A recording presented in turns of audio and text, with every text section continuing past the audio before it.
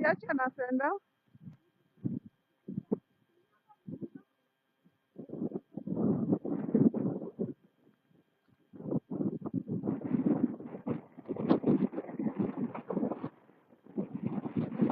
Ati umeweka nani chobochobo? Eh? At the football place today. Did you score? How many goals? For you? Against how many? Against how many?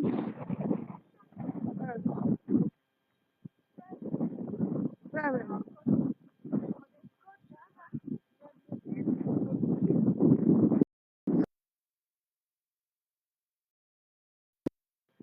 Hello, hello. Unaanza live mimi. Look at the way our streets are much clearer now.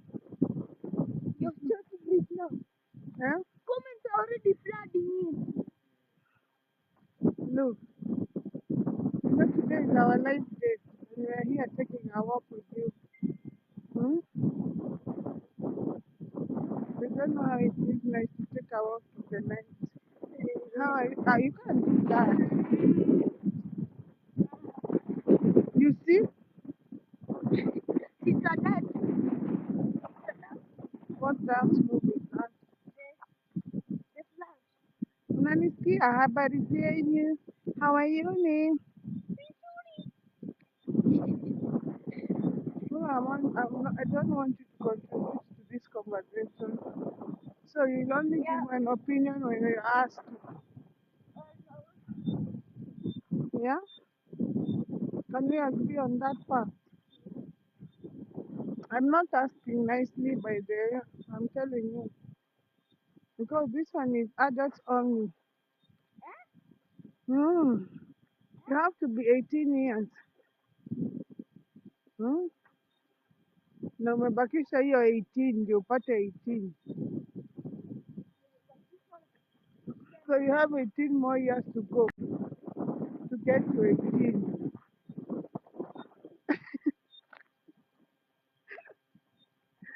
Eh? Mumuko aje, how are you hali? No, nimemiss zile walks zetu. Nangojea mkuwe kakoram kidogo tuchape story. Leo tunapiga story za jaba.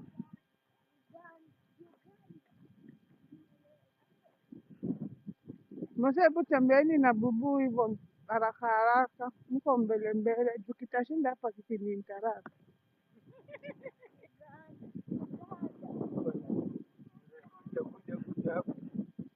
Hebu tembea, ninakuona tu venye unatembea, alafu anaonyesha Nehemia kutembea kama ana catwalk kama kamama. Hmm? Unaona venye anatembea? Hmm?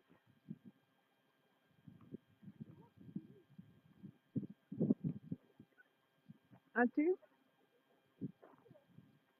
hebu niulizeni swali kwanza, mko aje? Leo nataka tuongee story tu bado za sasa, sijui kama tutaita uongo ama secret. Is it a secret or a lie? I think bado tuko kwa topic ya secret, bado tuko kwa topic ya secret. Hmm? Sitaki kuiita lie because hakuna mtu mwenye. Anyway, I think pia it also contributes to a lie, but I don't know. I don't know. Tuta decide as we go. But leo nataka tuongea about zile vitu zenye zilikanyangiwa chini ya maji hatukuambiwa. Juzi tukiwa kwa live nilinotice watu wengi sana walikuwa na comment. Tulidanganywa, tulidanganywa. Oh, oh. What's going on? Ah, Nilo ikwenda huko.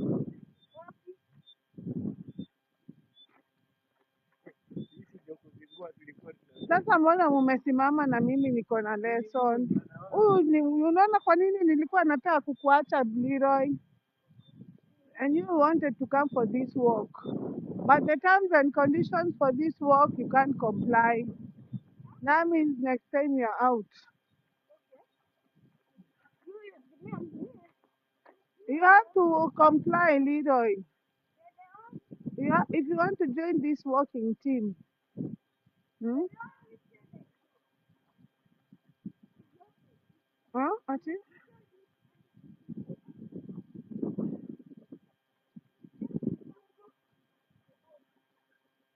YouTube najiita Wange Collection.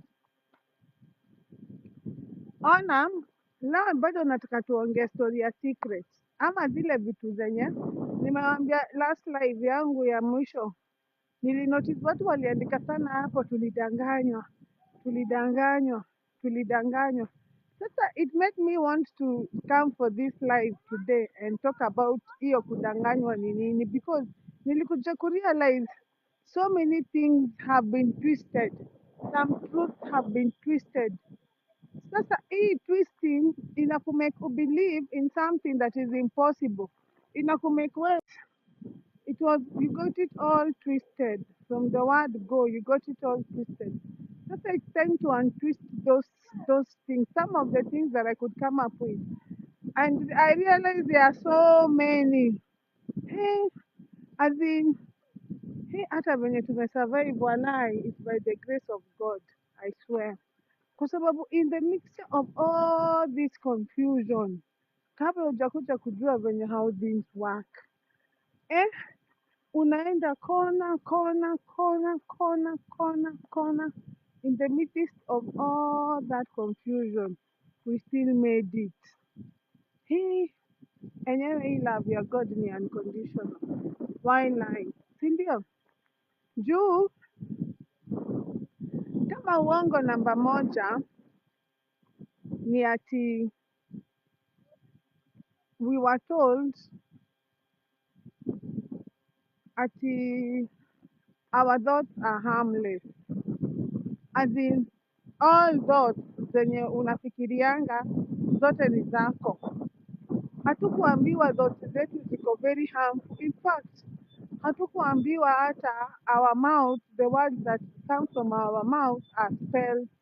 That whatever you declare with your mouth has a vibration, and that vibration has a frequency, and that frequency has a match.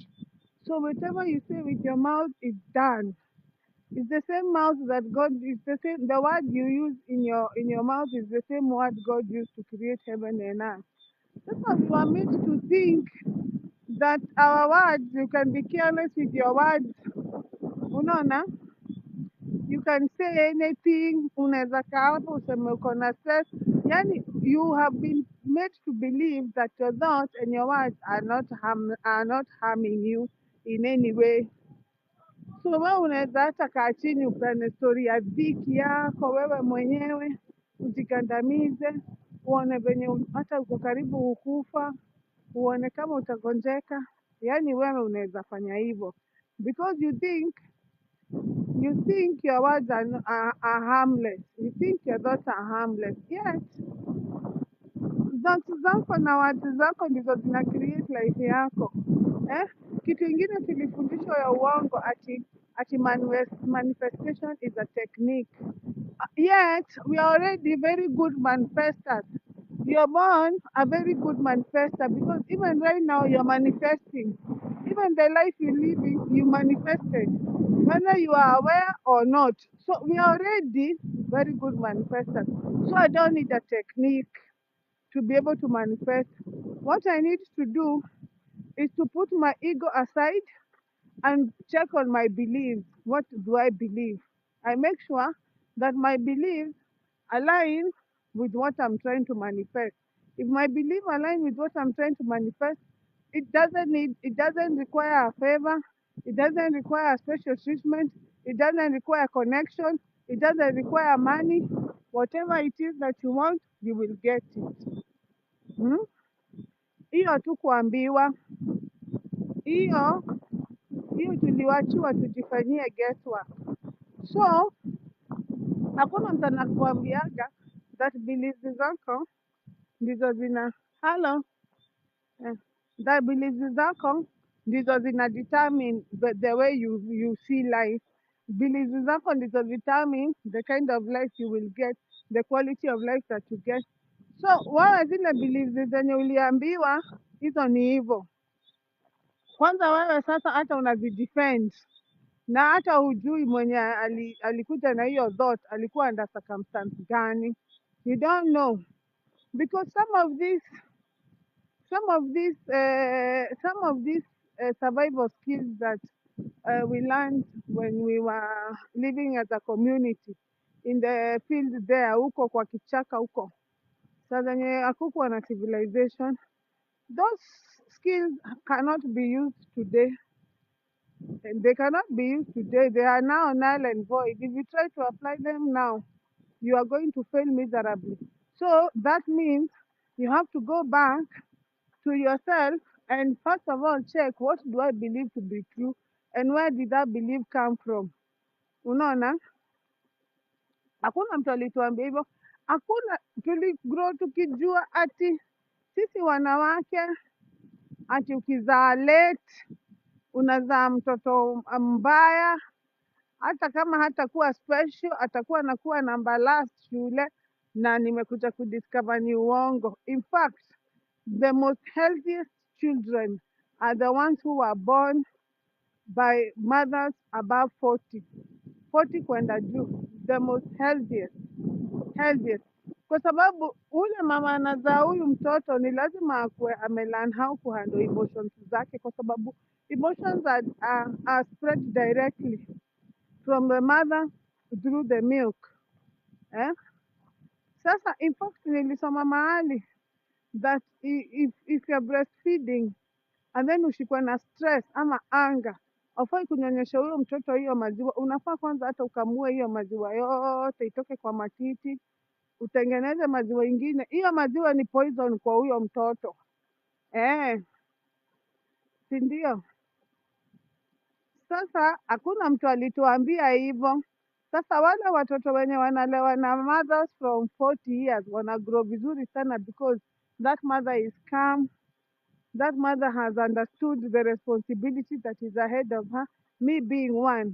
Kwa sababu nilizaa Chichi in my early 20s na nikazaa Jeje in my 40s. So me I know for sure what they are saying is true. I'm a better mother now than I was to Chichi. Chichi mi hata hakuwa ananiona.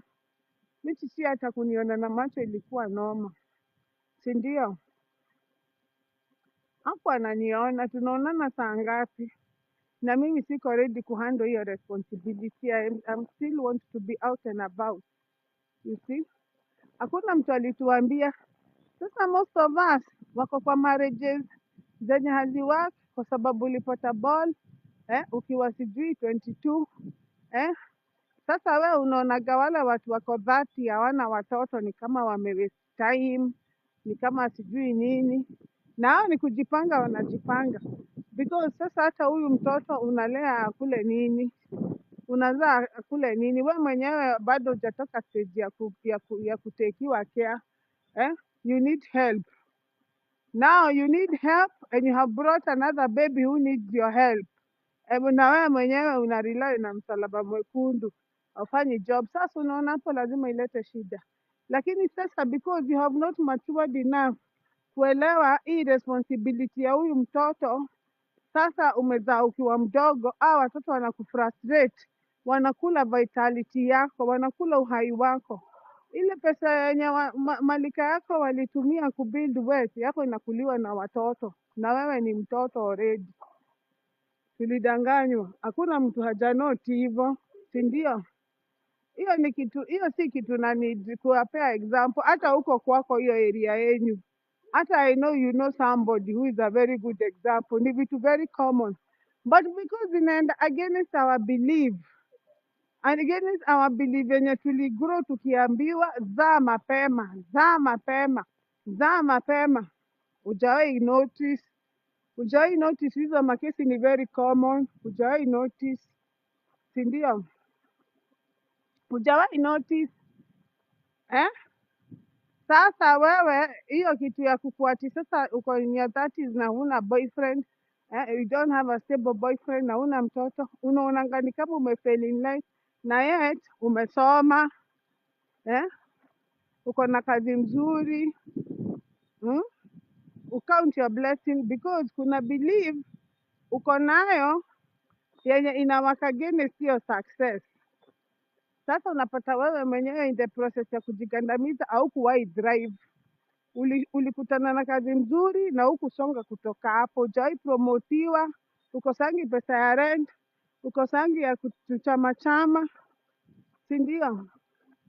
Na that to trip, lakini hauna ya kubuild wealth, hauna juu kudrive, ulididimia pale juu, ulisikiza mambo mingi ya uongo, ati sasa venye unachelewa kuzaa, ati ndivyo utazaa mtoto unhealthy, na ni uongo, na ni uongo. Imagine, unaona power of a belief, eh?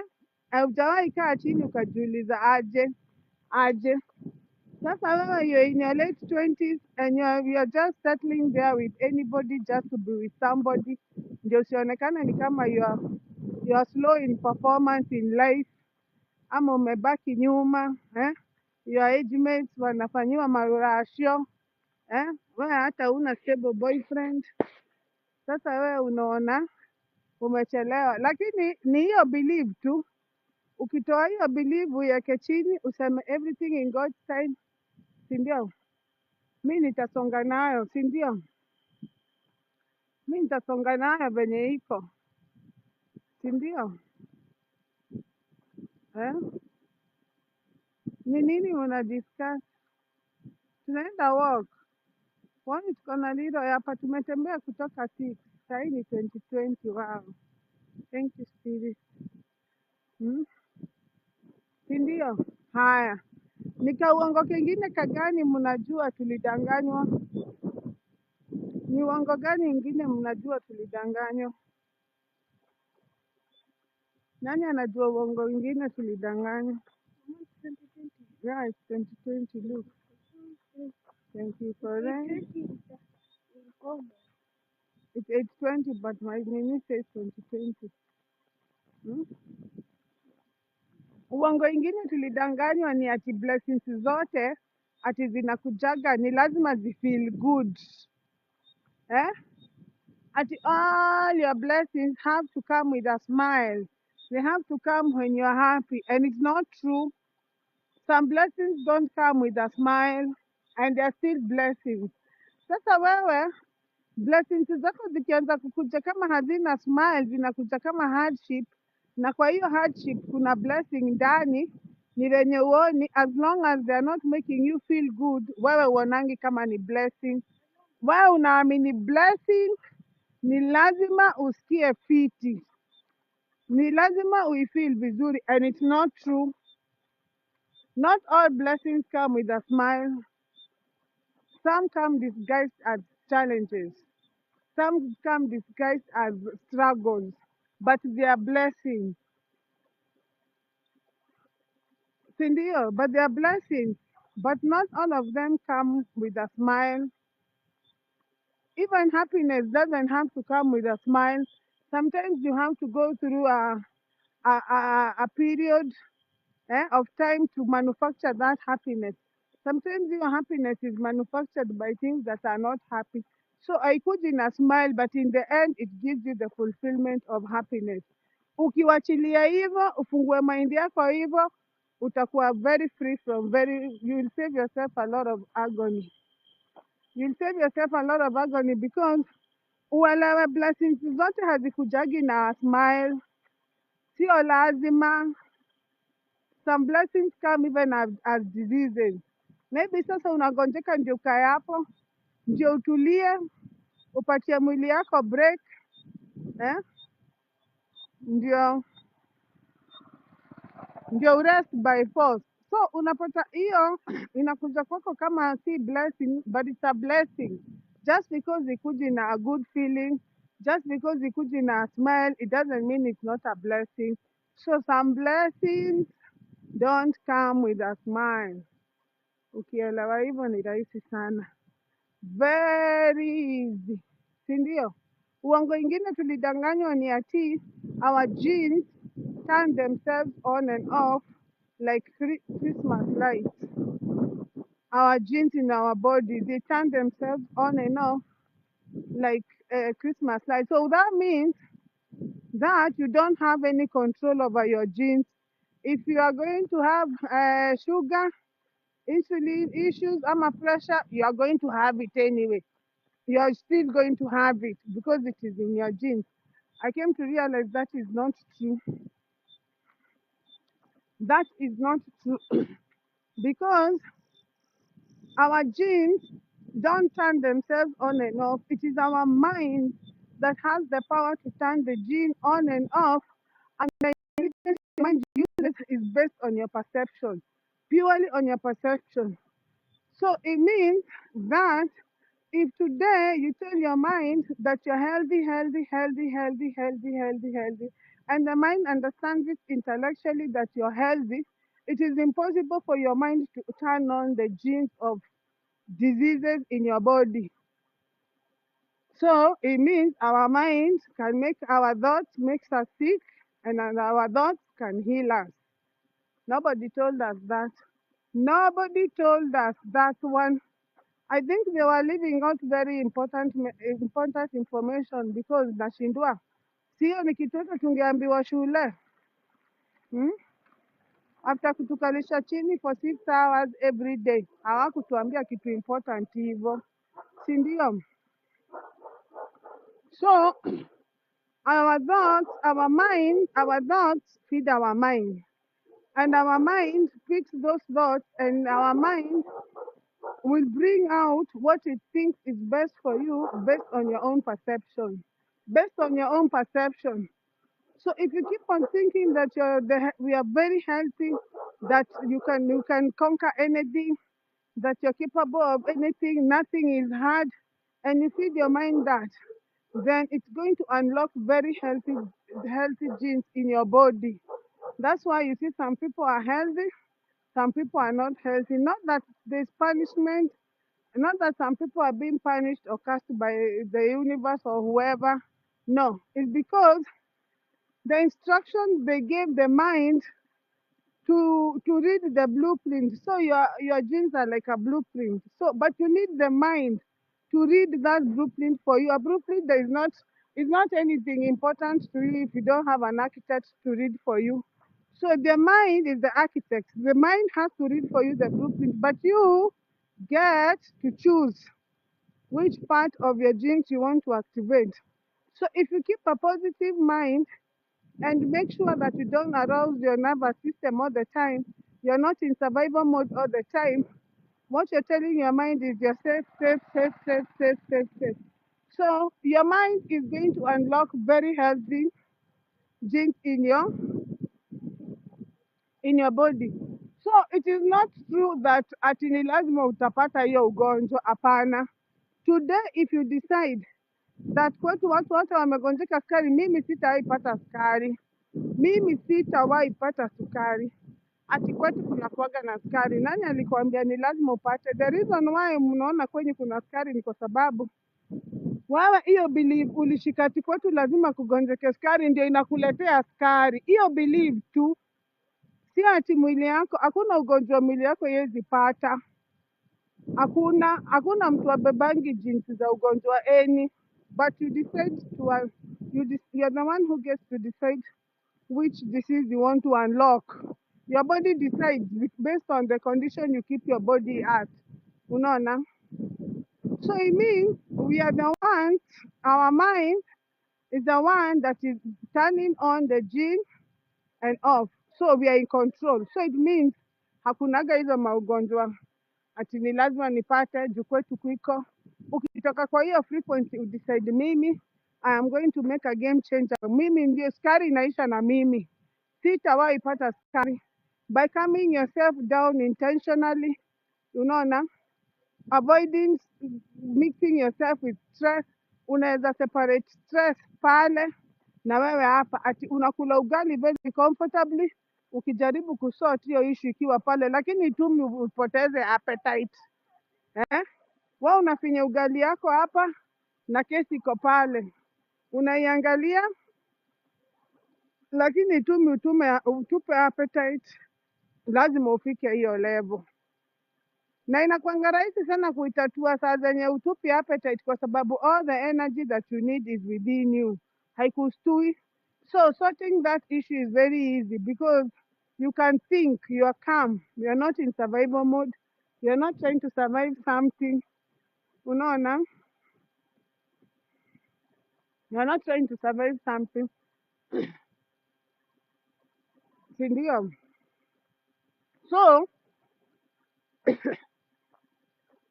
natafuta kitu, ngojeni kidogo. Mose, bike ya jeje tuchukue kesho. Sawa. Unaona? So it means hakuna mtu amezaliwa na ugonjwa. It means your health is determined by how you see yourself, how you think about yourself. It means if you consider yourself as the healthiest and the most happiest person you become, because your mind can be able to direct your genes to open search. If you see yourself, nilikuwa naangalia ati kulikuwa na research ingine, ati what you put in your mind.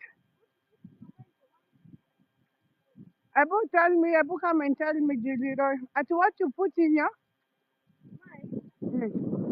what you What put you, in, what you put it in your mind mm, will be transferred to real life. will be transferred to real life. So how are you supposed to think? Good stuff, Mm, money, love, mm, peace, mm. joy, perfect health, prosperity. Money, love, peace, joy, perfect health, prosperity are mine. Are you tired? You feel more relaxed now? Now I can allow you to use the gadget. We've worked for 1.5 hours, Now we have walked for 6 kilometers and I'm not tired. 6 kilometers. We hit 6 kilometers. Mm. Good job. A normal child like the age of me Mm. can walk 5 kilometers. We are walking 6. Imagine. Yeah, that's very good job, Zuzu. See, you're very strong. You know now? But what you put in your, it will be transformed in the real life. Even if a Leroy amesema, what you put in your mind will be transformed in the real life. And why do we walk, Leroy? Why do we take a walk? Because Hmm. it helps our body function more. It helps us digest. It loses calories. The world, because the world loves us, and the world helps us. Mama, you remember we used to have a car like this, Yeah, I know. a grey one. I miss it. You miss it. Mm. You're the one who told me to sell it. Oh, Yeah. no, Hi, Leroy.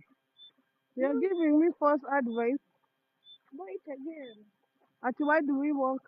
Hmm? Why do we walk? You walk Hmm. because the world helps us function. The world help us. Not the world. It helps us function. It helps us lose calories. It helps us digest. Mm-hmm. And we also walk because the world made this for us. The world made this road. The universe. Yeah, the universe made this road for walking. For walking. Yeah, and for cars to pass. So we You know the use grass?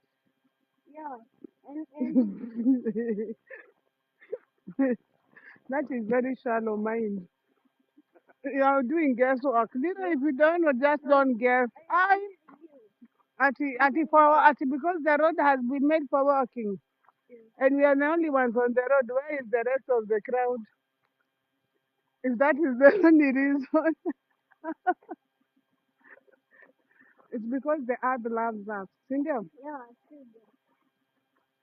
Ona, tuko karibu kufika. Nataka tufike, nikae chini ndio niwaambie hizo points nilikuwa nimeandika hapo.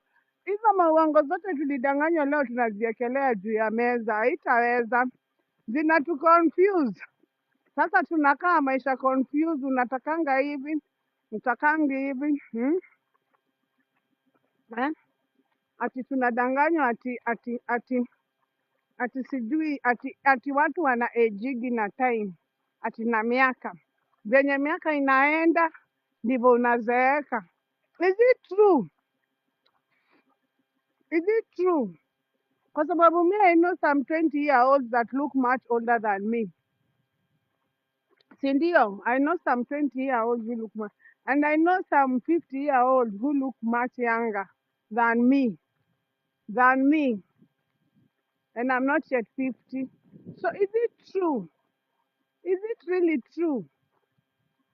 Is it age that aged you? I don't think that is true. I think ile kitu inatumaga mtu wa age skin. What about skin? The skin. Mm. Not the age. The skin could go, you see? Like, Lilo, you're making us walk very slowly. how? But I can notice you have really tried this today's walk. I think we went more than 6 kilometers, right? Yeah. Definitely. Sasa tukienda hapa kwa giza, Mose itabidi unimulikia. TikTok watasema nafanya kitu busy, wa drop hii like. Hey, si ndio? Wacha tufike, tuko karibu kufika. Little walk faster. Ati tukadanganywa ati watu wana ejigi na miaka. Sasa every year una nini? Unahesabigi 1 year gone. Is it true? Is it true? Juu mimi nasikianga saa hii, I feel much younger than I felt when I was 20. So what is going on? Hmm? Mbona I'm feeling younger? What is going on? Eh? Archie,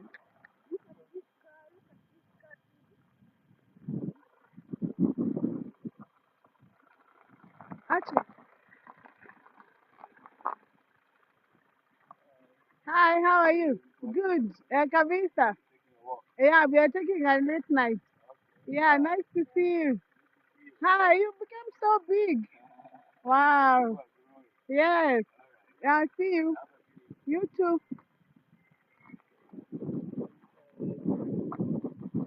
Nashinda kwa nini neighbor apiti? Kasichana kamegrow. Unaona?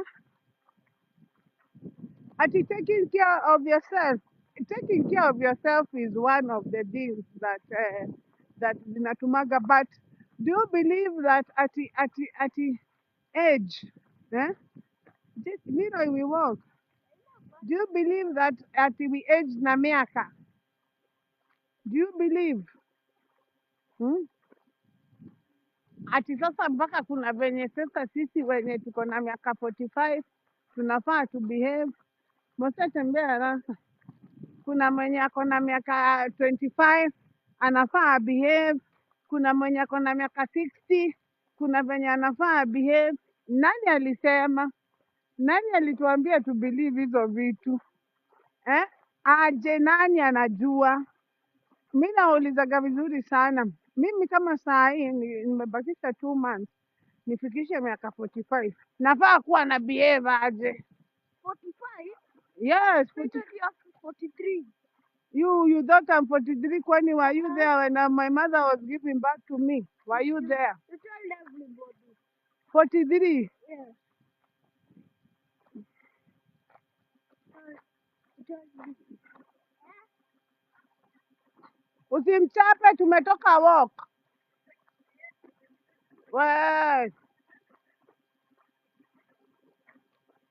Nehemia, good night. Good night. Nehemia is very shy.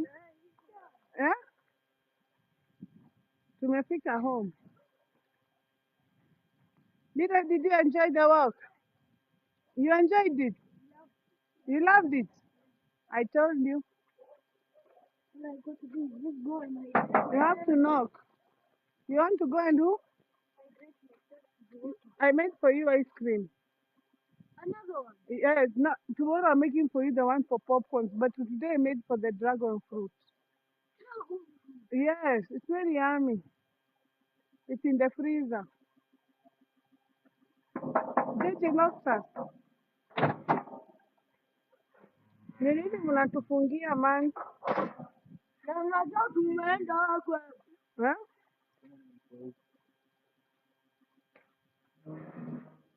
Wote zima nini? Kuja unishikia hapa ni nini? Leroy, guy. Wacha nikae chini. Hebu ambia Kita nipe kale kanini kangu. Washa sima. Hii yenyewe lakini nimefanya squat sana. Nakwambia nasikia huku kwa miguu. Walai. Eh? Huku. Hebu shika ni kwanza nivae nini yangu. Ngoja nataka. Ambia Kid akuje saa hii. Ngojeeni kidogo. Venye nimetoka walk. Nivae hii nini yangu. Ati Kid, ambie Kid anipatie ile ka notebook kangu. Ama ndiko haka ameandika hapa. Hili leo hata sihitaji notebook. Alafu nichukulie hiyo power bank uniwekee kwa moto. Ndio sitakuwa na ingine.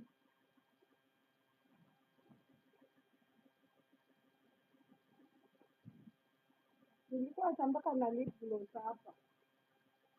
Sioni.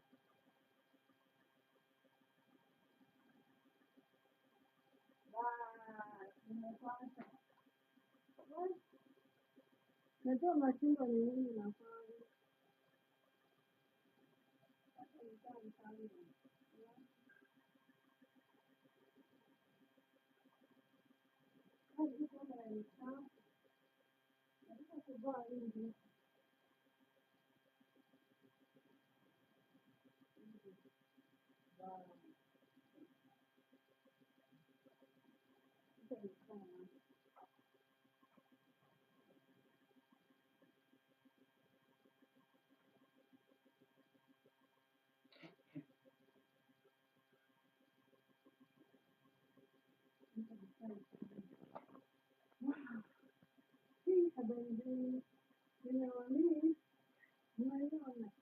Nimetembea hadi kilomita 10 na sasa ukiona vile niko na vumbi hivi kwa miguu.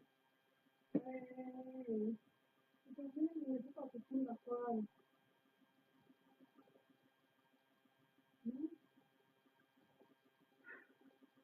Sauti. Sawa? Mnanisikia? Sasa iko sawa? Iko sawa? Sawa.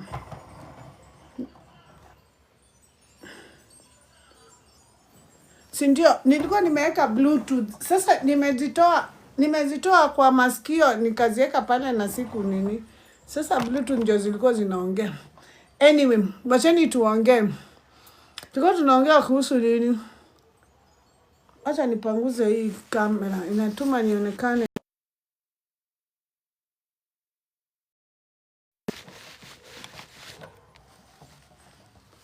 Nasemaje? Iko sawa? Sawa. Haya, tuongee mambo za mauongo zenye tulidanganywa. Unajua nilikuja kurealize that ati venye unazaa ukiwa mdogo ndio si poa, even for a woman, even for your own health is not good. Inakurudishanga nyuma kwa sababu sasa unaanzaga kukuwa na responsibility kabla hujamachua. Kabla hujagrow. Tulikuwa tunaongea juu ya aging. Sawa. Tulidanganywa ati we age by the years. Ati the older you are, the more aged you are. But nilikuja kurealize that is not true. Because I know very many 20-year-old who look older than me. And very many 50-year-old who look younger than me. So that is not true. Evidence on the table, it is not true. I came to realize the reason why we grow old is based on our genes, our cells, how we renew our cells. Now, every time you have an issue, maybe a grudge or a crisis or a challenge or a struggle, kitu yenye imekusukuma on the wall, every time you have that struggle, you develop cells that are associated with that struggle in your body. Now, the idea is not that having those cells is the problem. The idea is that for you to get out of, not to look like that incident, you have to regenerate other cells. You have to cleanse these cells and build other cells, not to lay a coat on it, to regenerate other cells by getting rid of those cells zenye ziko uli create ukiwa na hiyo makasiriko. So ni kumaanisha if you don't clean out that cell ulipata ukiwa na hiyo makasiriko, it's going to run you. It's going to run you. So trying to put another cell ya skincare routine, trying to put another cell ya nguo expensive, another layer or ya nguo expensive is not going to work. So you have to keep on renewing your cells so that you can stop aging every time you have new cells that have nothing. Sindio?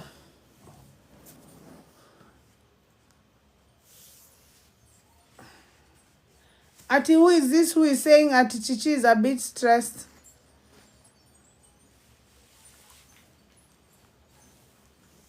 Chichi ako stressed aje? Chichi ako huku juu. Ako stressed na ako huku juu.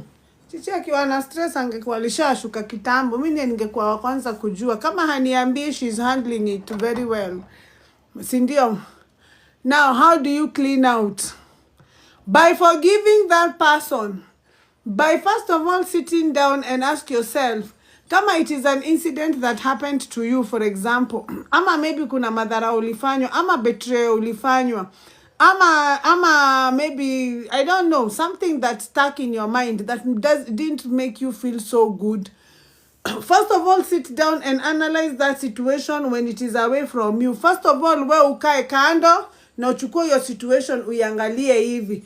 Uichukue uiangalie 360 degrees, ujiulize aje. Wacha kujiuliza tu swali ya hii kitu iliniumiza kiasi gani. Pia ujiulize swali ya hii kitu ilini benefit kiasi gani. Sasa umetoka from being a victim.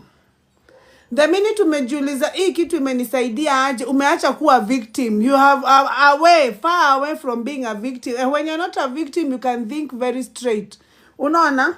Ukishaanza kuangalia uzuri ya hiyo kitu, sasa already you have started to clean out. Because now you won't have a reason to hold grudge. Utakuwa unaona hii kitu ilinisaidia hivi. Hata kama hapa hii kunipeleka vizuri hivi, but ilinisaidia kwa hii njia. So utakuwa una hold grudge. Now you are renewing your cells.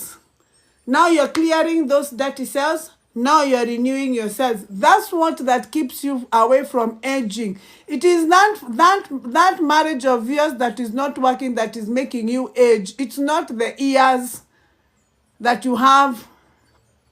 Ni hiyo stress ya kazi unakuwaga nayo kila saa, na stress ya kuforce outcome. Kuna venye unatakaga maisha iende, kuna venye society na expect kwende, uko na maboss kama 1 million. Kanisa ni boss yako, kuna venye wana expect to behave. Bwana wako ni boss yako, kuna venye wana expect to behave. Watoto wako ni boss yako, kuna venye wana expect to behave. Kazini kuna boss wa ukweli, kuna venye wana expect to behave. Society kuna venye ina expect to behave. Sasa uko na mabosses wengi sana. Unaona? Sasa wewe mwenyewe huwezangi. Maboss ndio wanakuzeesha, si age.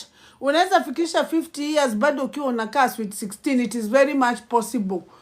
Ndio wanakuzeesha. So kwanza uelewe si age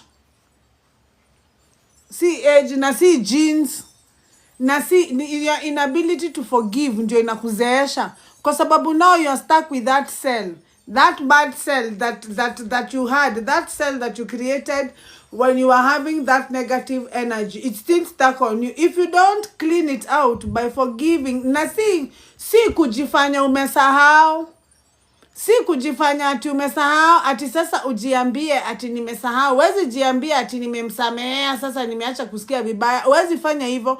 Ujue the same process ulitumia kumchukia, kwa sababu huku amka asubuhi ukamchukia, ulimchukia kidogo kidogo. Ulikuwa unamuona unasikia vibaya, unamdiscuss unasikia vibaya, unamfikiria unasikia vibaya, ukipata mabeste zake unaongea stories zake mbaya, ulimchukia pole pole. Hiyo process ya kumchukia pole pole venye ilienda, ndivyo process ya kumsamehea itaenda. Wezi decide ati nimemsamehea. Ukidecide hivyo every time utakuwa unamuona, utakuwa unasikia kitu vibaya na kushukishia tu. Unaona tu amekushukishia, hajafanya anything but amekushukishia, na umesikia casting kwa roho, umesikia amekusinya, yani amekusinya. Sasa kama unasikia hiyo kusinya, hata kama ulimwambia umemsamehea, hujamsamehea, ulisema tu but hujamsamehea. Kumsamehea ni ati every time unafikiria mambo ya venye alikufanyia, you forgive in your mind.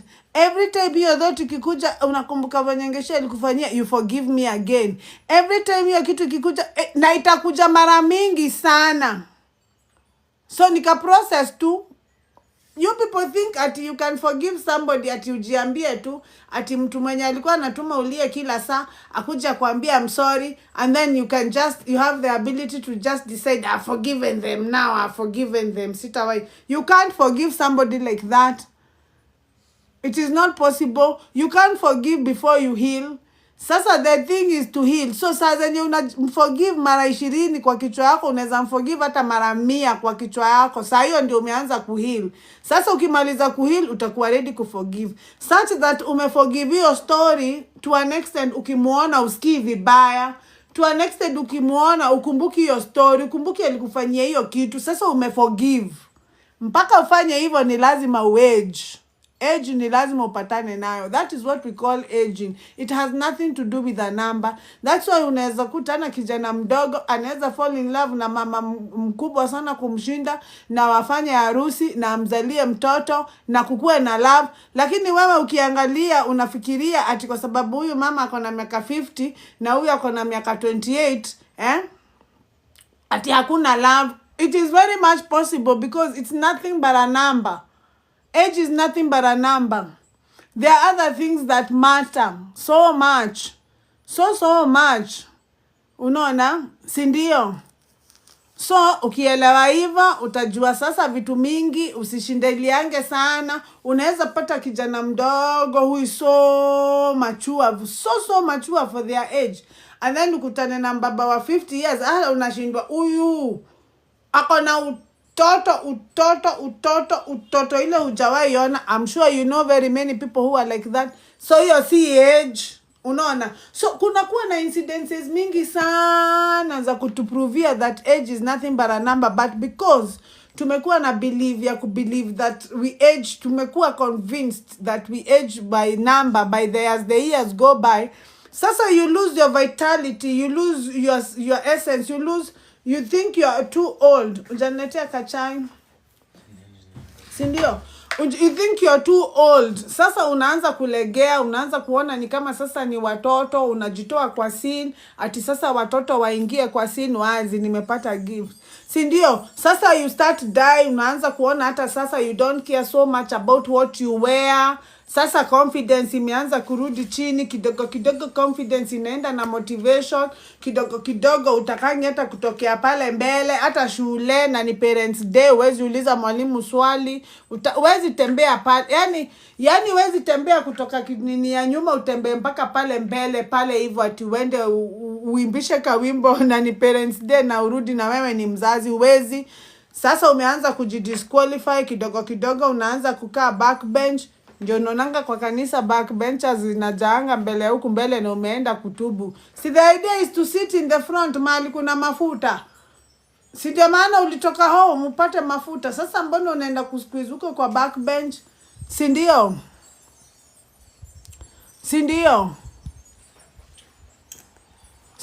Sasa ushaanza ati sasa nyinyi ati mpaka ati kikutana na mimi wala watu ni walika yangu hapa ati wanashinda gomi utoa wapi yo energy ya kurukaruka hapa TikTok wakikutana na video zangu, wanashindwa mi utoa wapi guts za kuvaa boob top, wanashindwa mi utoa wapi guts za kuvaa jumpsuit bila kufunika kitu juju. Hizi tembea hivyo kwa sababu wewe you think umeage, celebrate birthday mpaka sasa zimekuconvince that you are old.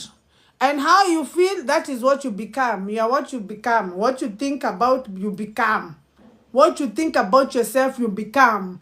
And how you think about yourself, us guys get to know. When you start losing confidence, we know. You know how we know? Through your face. Because the first thing that happens is that wewe number one unajiona, hata kama ni kwa kioo unajiona ukiwa wewe ufai, unaona kama wewe ni mnono sana, ama wewe si mrembo enough, ama you are not glamorous enough, umejiangalia kwa kioo, the first thing utafanya ni kufrown.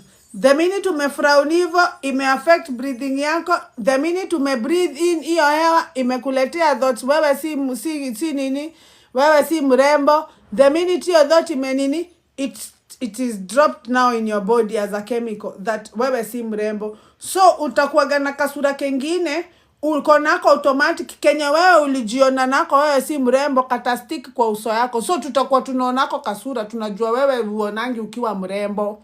Tunajuanga body language tu. Kwa sababu wewe unafikiria ati ulijigandamiza tu in private, ati hakuna mtu atajua. Tunajuanga wale watu ni shy, tunajuanga wale watu ni jealous, tunajuanga wale watu nini hawapendi mambo mingi. Tunajuanga aje na uso yako.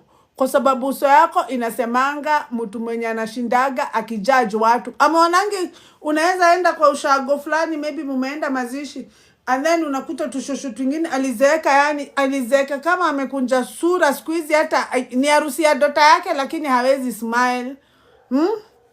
Alizoea kujudge watu anshindaga. Sasa sura ilikaa hivyo permanent. So hata akismile hawezi smile, hezi toka, ama hapa imenjikunja. Unaona huyu shosho aliishi tu kujudge watu, anakaanga hivi. Ani tunajua umejudge watu mpaka sura yako imestick na hiyo sura. Imestick na hiyo kujudge watu, si ndio? Tunajuanga, na ndio mimi naambiaga watoto wangu wa smile more. Smile more, because now if you don't smile, it affects even your facial structure. It affects how you will age. Si ndio? Ni ukweli. Tushingine unashindwa sasa huyu amekasirishwa na ninaja jam. Lakini yeye alizoea. Mtu akipita sasa sura ni permanent, inakuanga hivyo. Hata akijaribu kusmile aje hawezi. Si ndio? So age is nothing but a number. Feel as young as you want. Ile kitu yenye unataka kufanya saa hii fanya. Because the worst thing that can ever happen to you is for you to go to your dying bed, to your deathbed, and have regrets of things you would have done right now and you're not doing. And you're not doing because you're afraid to offend somebody. Yes, that person will not be there with you on your deathbed. They won't be there. They won't maybe even be there in the next season. You have a next season coming up. Maybe they won't be there. You have had very many seasons. People came and went, came and go, came and go. People come and go every day, come and go every day. You meet new people. Then next you're not seeing them. They come. People come in your life to serve different purposes. Some are not designed to stay. Some are designed to highlight something to you and go. Sindio? So the idea si kufikia wale watu universe na kuondolea. The person who is meant for you will be there through thick and thin. You don't need to do anything to make them stay. The person who makes you to want to do something to make them stay in your life is manipulating you. That one is a manipulator direct. I'm not supposed to prove my worth. I'm already worthy. If you cannot see that worth, too bad. It's too bad for you. Then go and look somebody else who has the worth that you need. We are all worth different. Sindio, we all come with different price tags. So sio lazima ikuwe ni mimi, sio lazima. Sasa the minute umeelewa hivyo that some people are not designed to stay in your life forever. Sometimes hiyo season yenye God anataka ufunge na huyo mtu ndio imezuia in the next season ifunguke, because huyu mtu hafai kuwa kwa the next season na umemleta. Umemurudia huko, umeenda huko kwa apologize, ukajidim light yako, na unajua vizuri sana huko hakuwa na deserve your apology. Lakini sasa wewe, for the sake of peace, na for the sake of not feeling alone, na for the sake of people not seeing that you are not, mna feeling ati sasa ni kama you need to prove to the world that you are performing, just to be busy. Sasa alafu umesha approve, Hao watu si ndio wanako number one kurudisha chini. Hao si ndio hawataki hata hiyo proof, hawataki hiyo evidence, juu hata hawataki uendelee. Sasa hao ndio unashindilia. Somebody who has made a decision, they will never understand you. They will forever misunderstand you. Is that the person you are wasting your energy trying to explain to? Let them go. Si ndio? Let them go. Kuna watu wengine wako huko mbele wanakungojea musababishe mambo. Let them go. Si ndio? So God anajaribu kufungua season nyingine, lakini we unavuruta wale watu wa season ya zamani na hawawezi tosha, wana role ya kuplay kwa hii season. So now you're stuck. God is waiting for you, wachilia wale. Mtu yeyote mwenye, me if you try to make me proof. You know, most of my friends think I'm too bold. Most of my friends think I'm too upfront. Most of my friends think I'm a bully. Most of them think I'm proud. Most of them think I'm arrogant. But very far from it. Because mimi hata tukikutana na wewe, I don't care who you are. I don't care which position you hold. The reason it ni uko on my face. The first thing I'm trying to do is, I am not trying to get you to like me. No. You see, that's the problem with you girls. That's why you cannot even be able to hold a relationship. Because once you meet somebody out there, you are very busy trying to make this person to like you. The idea is not for this person to like you. The idea is for you to get to know this person. There's a very big difference with those two agendas.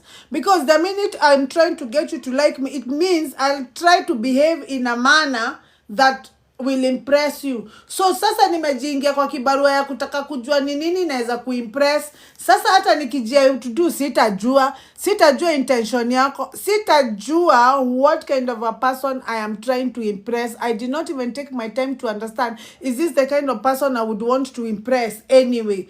Hujafanya hivyo. So mimi, if I meet you, I am not trying to get you to like me. No, I'm trying to get to know you. Who are you? What do you do? What can you do for me? How are you beneficial? Unashindaga wapi? Unajua nini? What can you teach me? How can you help me improve my life? What are you doing in my reality? How did I invite you here? What did you bring me? What lesson did you come with? What are you trying to teach me? That's what I want to know. I'm not trying to get you to like me. Sasa ati I start behaving in a particular way. Kama mimi ni mtu wa fegi, nitaiwasha ukiwa hapo, because I'm not trying to impress you.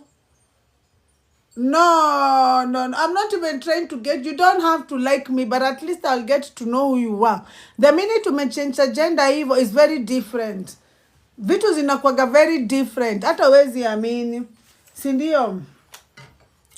Another lie. Sindio? Don't do that. That is very demeaning. Don't try to get somebody to like you. It's either they like you or they don't. Because you're already lovable.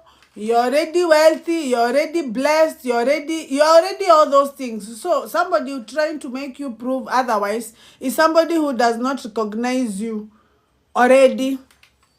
Sasa huyo mnafanya nini na yeye akutambui? Sasa mtu akutambui ndio unajaribu kuprovia point. Sasa ataishika aje? Hata hataki hiyo point.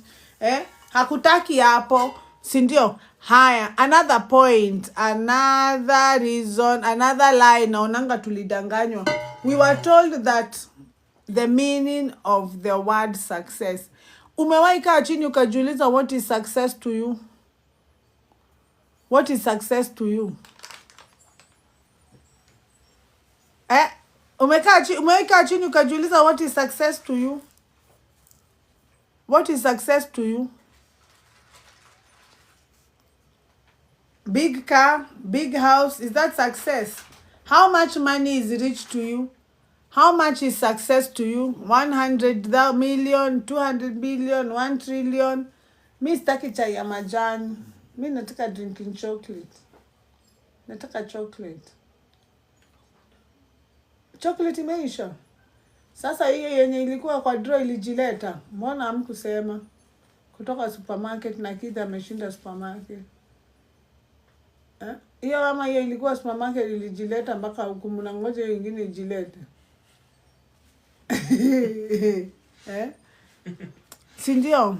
Ati what is success to you? Unaona, tuliambiwa success is freedom of choice, peace, joy.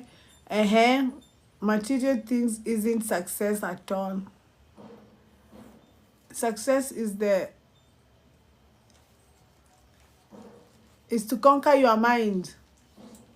Si ndio? Sasa we grew up thinking that the more money you have, the more successful you are. The more material things you have, the more buildings you have, the more flats you have, the more cars you have, the more successful you have, the more successful you are. But is it true? Because me, I think the biggest success that I know is good health and having a life.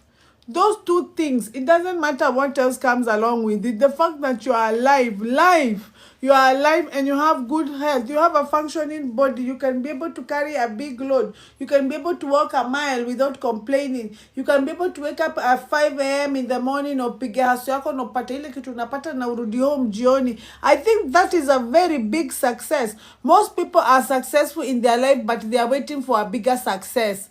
It is not going to come.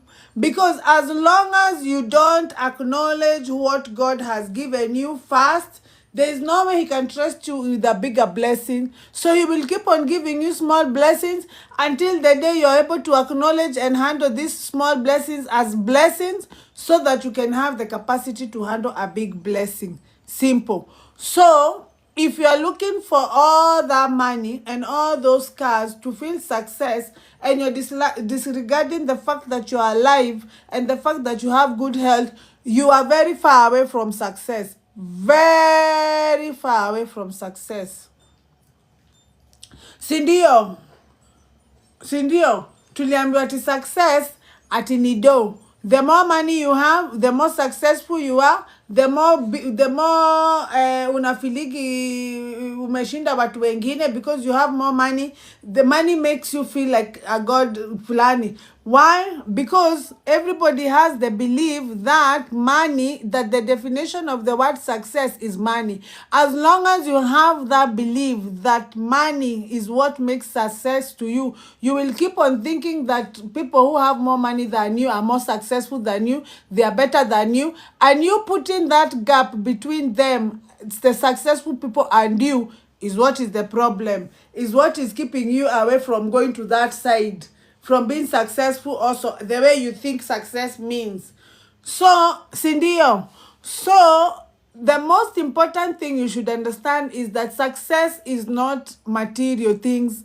First, understand that God is very busy watching you with the little He has given you to see how much you can appreciate such a blessing. Because if you cannot give thanks because of 100 shillings, if you cannot give thanks because of 1,000 shillings, even you will not give thanks with 1 million shillings, you will not give thanks with 100 million shillings, it is obvious.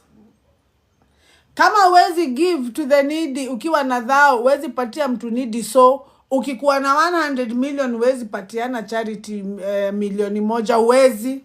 Na hiyo blessing haiwezi kuja ati solo, ni lazima ikuja na watu wengine wa kuiminya, because the idea is you are a vessel. You're not a vault, you're a vessel. So it means money, blessing is supposed to flow through you. So whichever blessing God has planned for you, the other people who are supposed to benefit from that blessing. It cannot be yours alone. You're a vessel. So ukishajua hivyo, utaachilia, utawacha sasa kushindagana mambo mingi, utaacha kujigandamiza, utakuwa unaamka asubuhi with a smile. Sasa you're on the road to success. Because sasa Mungu ameanza kuona, sasa wewe umeanza kuelewa. Sasa wewe ukikuwa na milioni 100 hautakata watu vidole.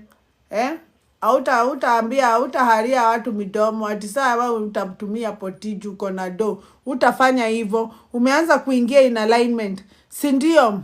So understand that the meaning, what success means to you, is affecting you in a very powerful way, whether you are aware or not. Sit down and first of all drop the belief of success comes with money. Money is one way of abundance, only one way. It's only one aspect of abundance, but it is not all abundance entirely. There's abundance of air, there's abundance of food, there's abundance of sun, there's abundance of prosperity, there's abundance of love, there's abundance of joy. All these are forms of abundance.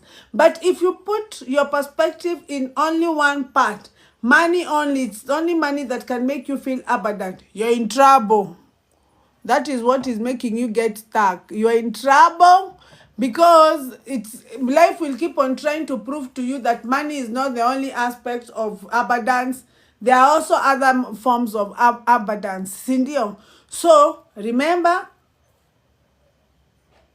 success is not what you are told. Define your own success.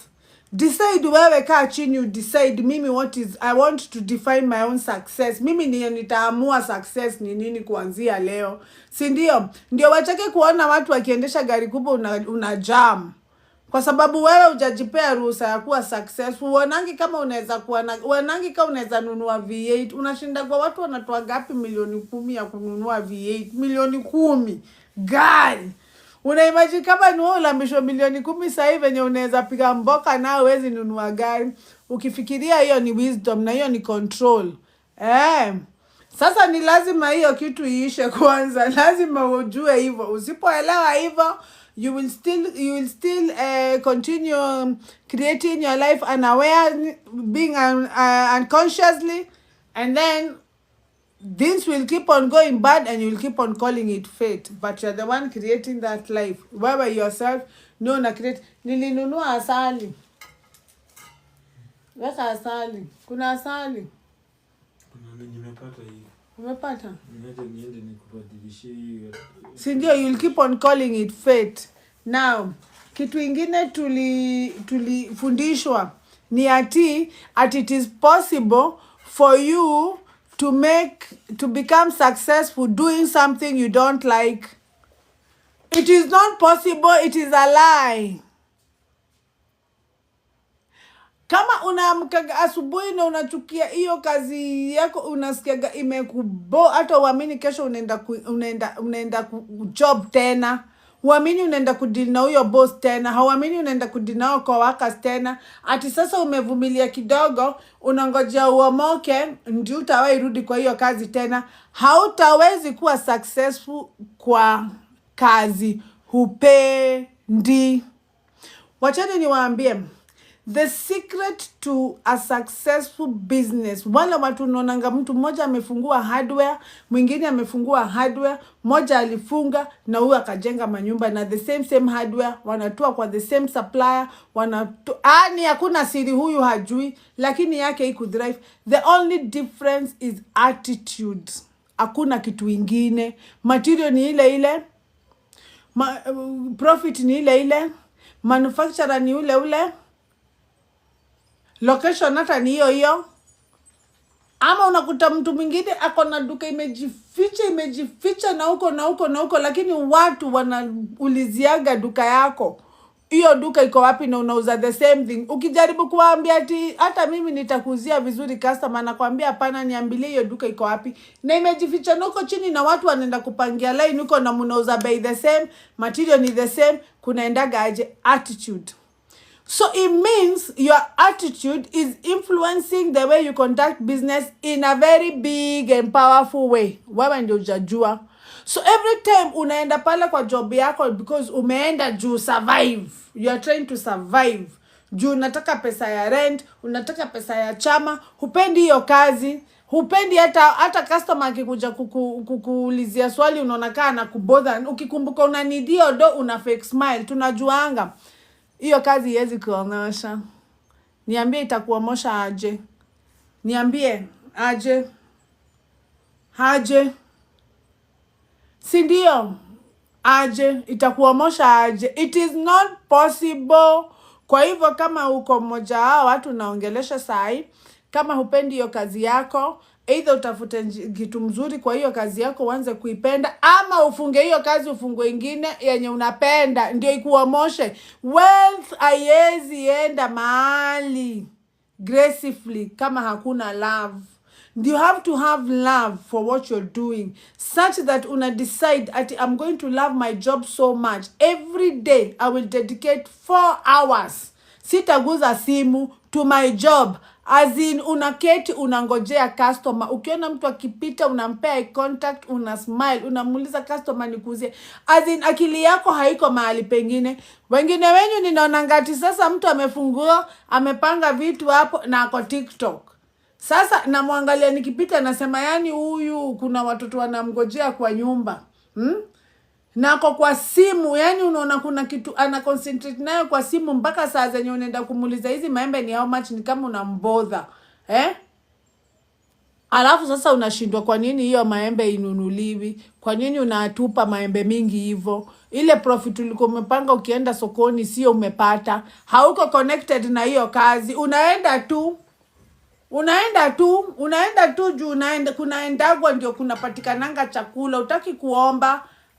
So unaenda na sindio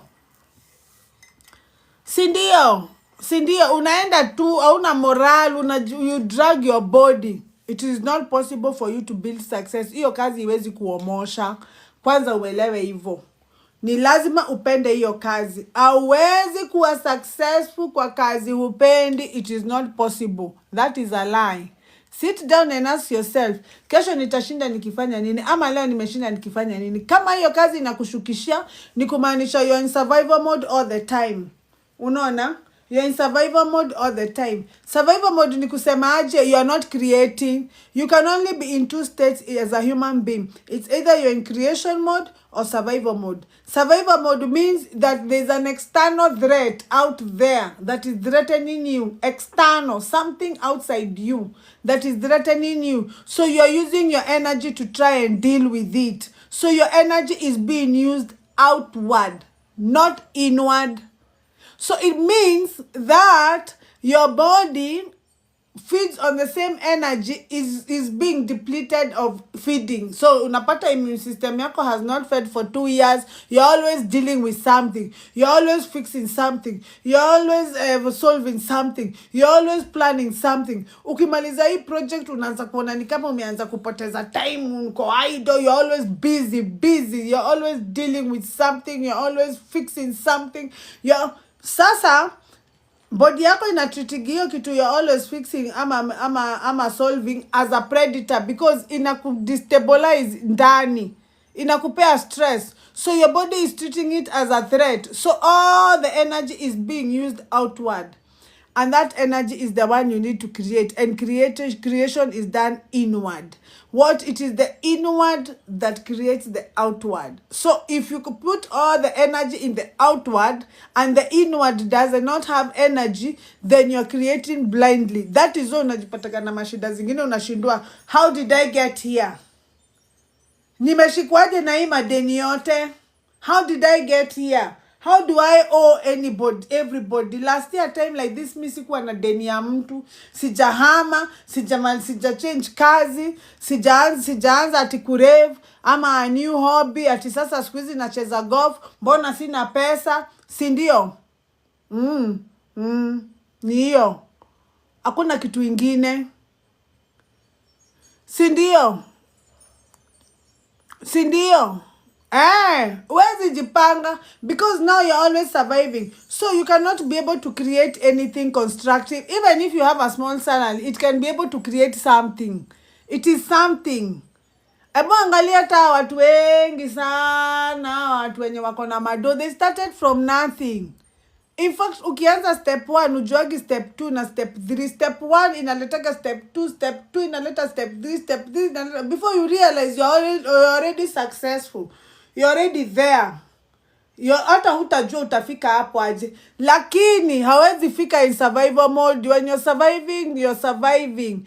There is no way when you're in survival mode you will think of good plans. Apana. It's because when you're surviving, it's like you're trying to keep yourself safe. So there's no way you can be surviving and you're thinking about a good life, when you take a soft life. There's no way you're surviving and then you're thinking about ati venye githeri inaonja vizuri, venye mandazi ni tamu. Hizo vitu zote zinakupitanga.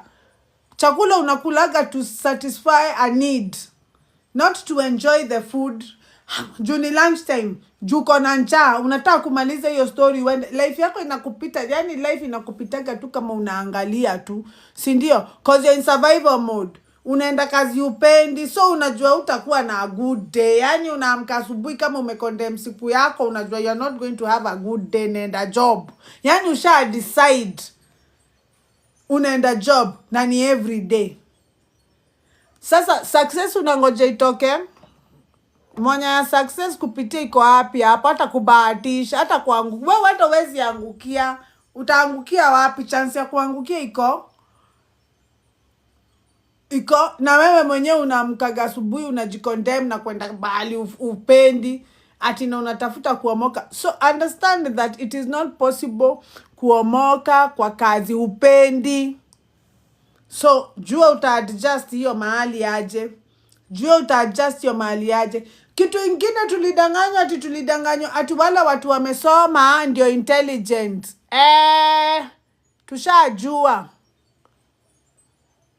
Tushajua kuna tofauti ya education na intelligence. Hakuna mahali zinaguzanga.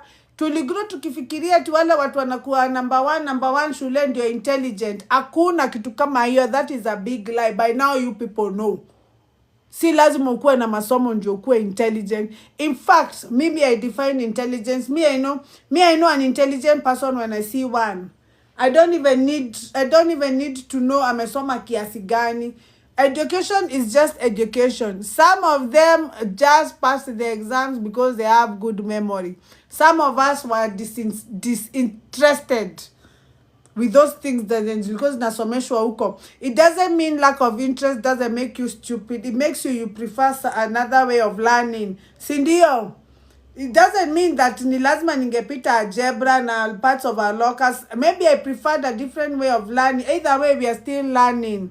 Unaona? But it doesn't mean that because me I preferred a different way of learning, that wewe mwenye ulipata A, you are intelligent than me. No, you are more educated than me, fine. But you're not more intelligent than me. I came to realize that people who are intelligent are very easy to know. Number one. The first thing you get to the first sign to know whether you're an intelligent person, wewe mwenye ujigauge. The first sign you know you're an intelligent person. Number one, when something bad happens in your life, how do you react? What comes in your mind immediately? Do you react or do you respond? When something bad happens in your life, number one, do you first of all understand that it is something that is happening to you, but it is not defining you? Are you able to put a gap between what is happening to you and you? Ati si ukipewa bad news unastuka huko sasa mpaka wewe unaanza kufaint, sijui nini. Haujui kuweka hiyo gap. Kama hujui kuweka hiyo gap, you are not intelligent. Kama unajua kuweka hiyo gap, you are very intelligent. Only an intelligent person can be able to do that. Only an intelligent person anaweza itwa umbwa na mtu. Badala ya kureact na yeye aite huyo mtu umbwa, alafu ajaribu kujustify na venye yeye ndiye aliitwa umbwa wa kwanza. Only an intelligent person is able first of all to pause, understand that emotions are very high, understand that anger is present. Give it time. Give yourself time to respond. Understanding that when you're angry, you cannot make a good decision. Ebu angalia zile decisions zote ulimake ukiwa na makasiriko. Ebu angalia zile decisions zenye ulimake ukiwa calm, kama kuolewa, ama kama huko unafanya rebound, ama kununua hiyo plot. You are very excited about buying that plot because it felt very good. Hizo ndizo decision una make ukiwa happy. That's the difference. So angalia decisions zenye ulimake ukiwa calm na decisions zenye ulimake ukiwa angry, uone venye ziko tofauti. So it takes a very intelligent person to pause. Hiyo kuweka hiyo pause between a stimuli and a reaction. Between hiyo kitu inakusinya na reaction yako, the ability kuweka pause determines how intelligent you are. People who are not intelligent cannot put that pause. Hata kama uko na degree ngapi, hata uko na masters ngapi, Kama hujajifundisha kuweka hiyo pose, you are not intelligent. Those are the people who are intelligent. People are able, when they are talking to somebody and they are feeling, they are able to understand within 5 seconds. Amesha soma body language ya huyo mtu, anaona either ana fidget, ama kuna venye anatingisha miguu, ama kuna venye ana avoid eye contact, ama kuna venye anastama words zingine. An intelligent person is able to first give this person undivided attention, uconnect na yeye, uelewe hiyo kitu anajaribu kukuambia ni nini, kabla hujamjibu, kabla hujamuadvise, kabla hujaanza kupeana opinion yako. An intelligent person sits back and connects. Yeye urespond through connection. Utajua mtu anakudanganya, utajua story hai make sense. Si baadaye.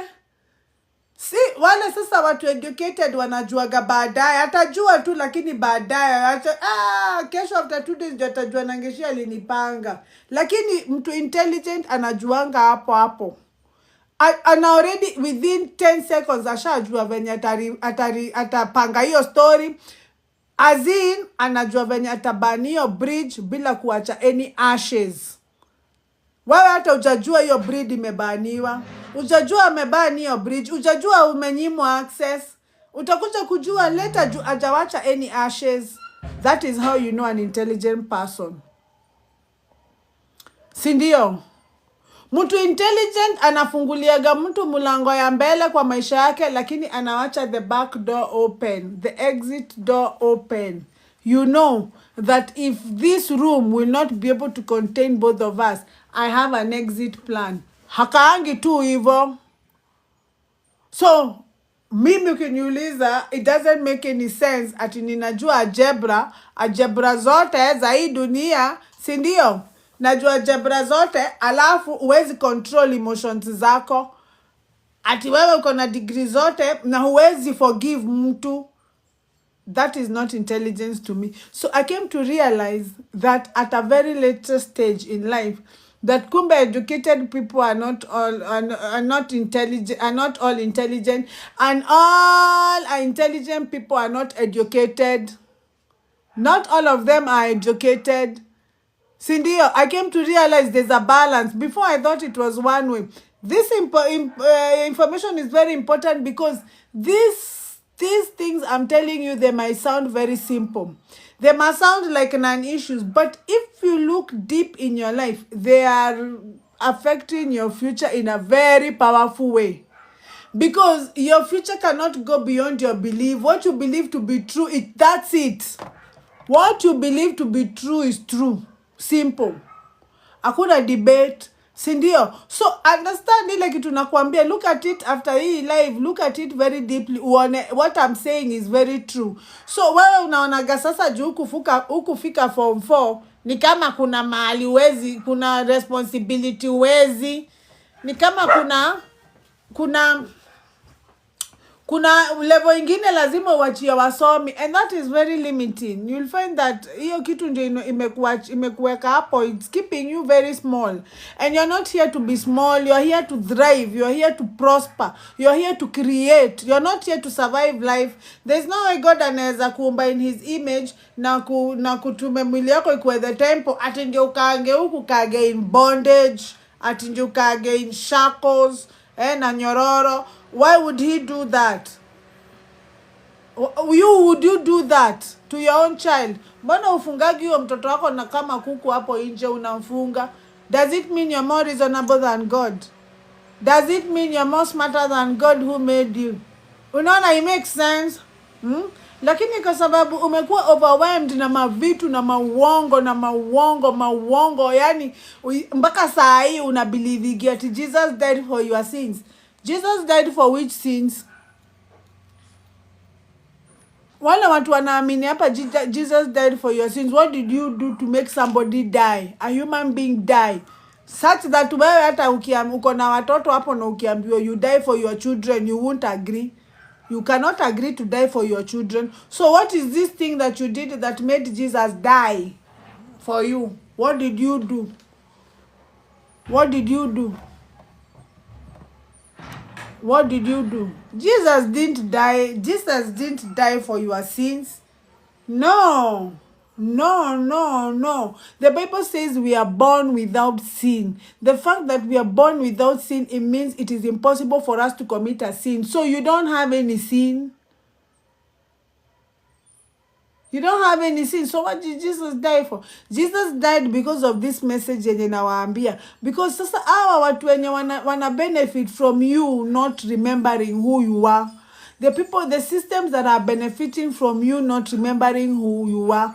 The church systems that are benefiting from you not remembering who you are. Jesus was trying to remind you who you are. And there's no way hizo institutions zingewacha Jesus survive. Jesus was working against kuziharibu na hao wanaziset up. Na hizo systems ndizo zimekuweka important till now. So they had to kill him so that he doesn't rescue you.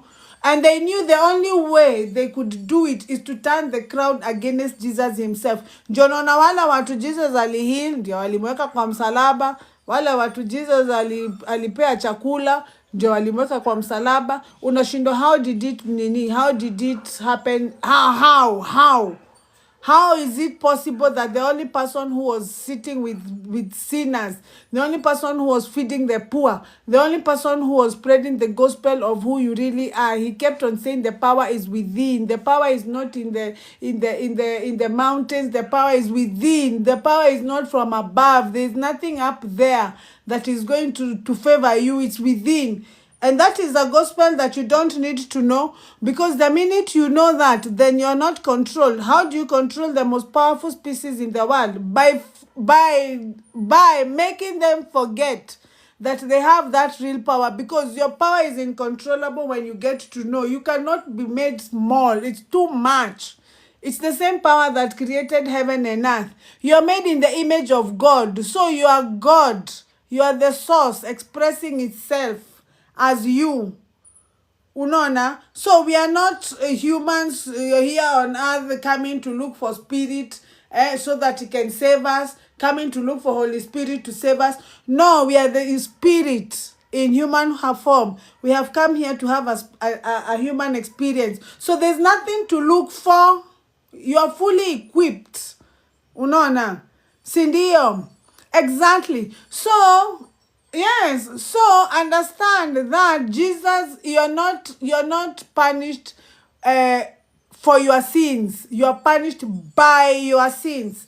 By your sins ni kumaanisha, if you are not kind to other people, people will not be kind to you. So it's not your sins that have punished you, it is by your sins. If you are kind to other people, people will be kind to you. So your sins are not punishing you anymore. Simple. So there's nothing like a sin that somebody had to die for. And that is why Jesus said, hata akiwa pale kwa cross, when he was about to die, he still had a kind word to say about humanity. He said, forgive them, Father, for they don't know what they do. Because he literally felt compassion for us. He felt sorry for us.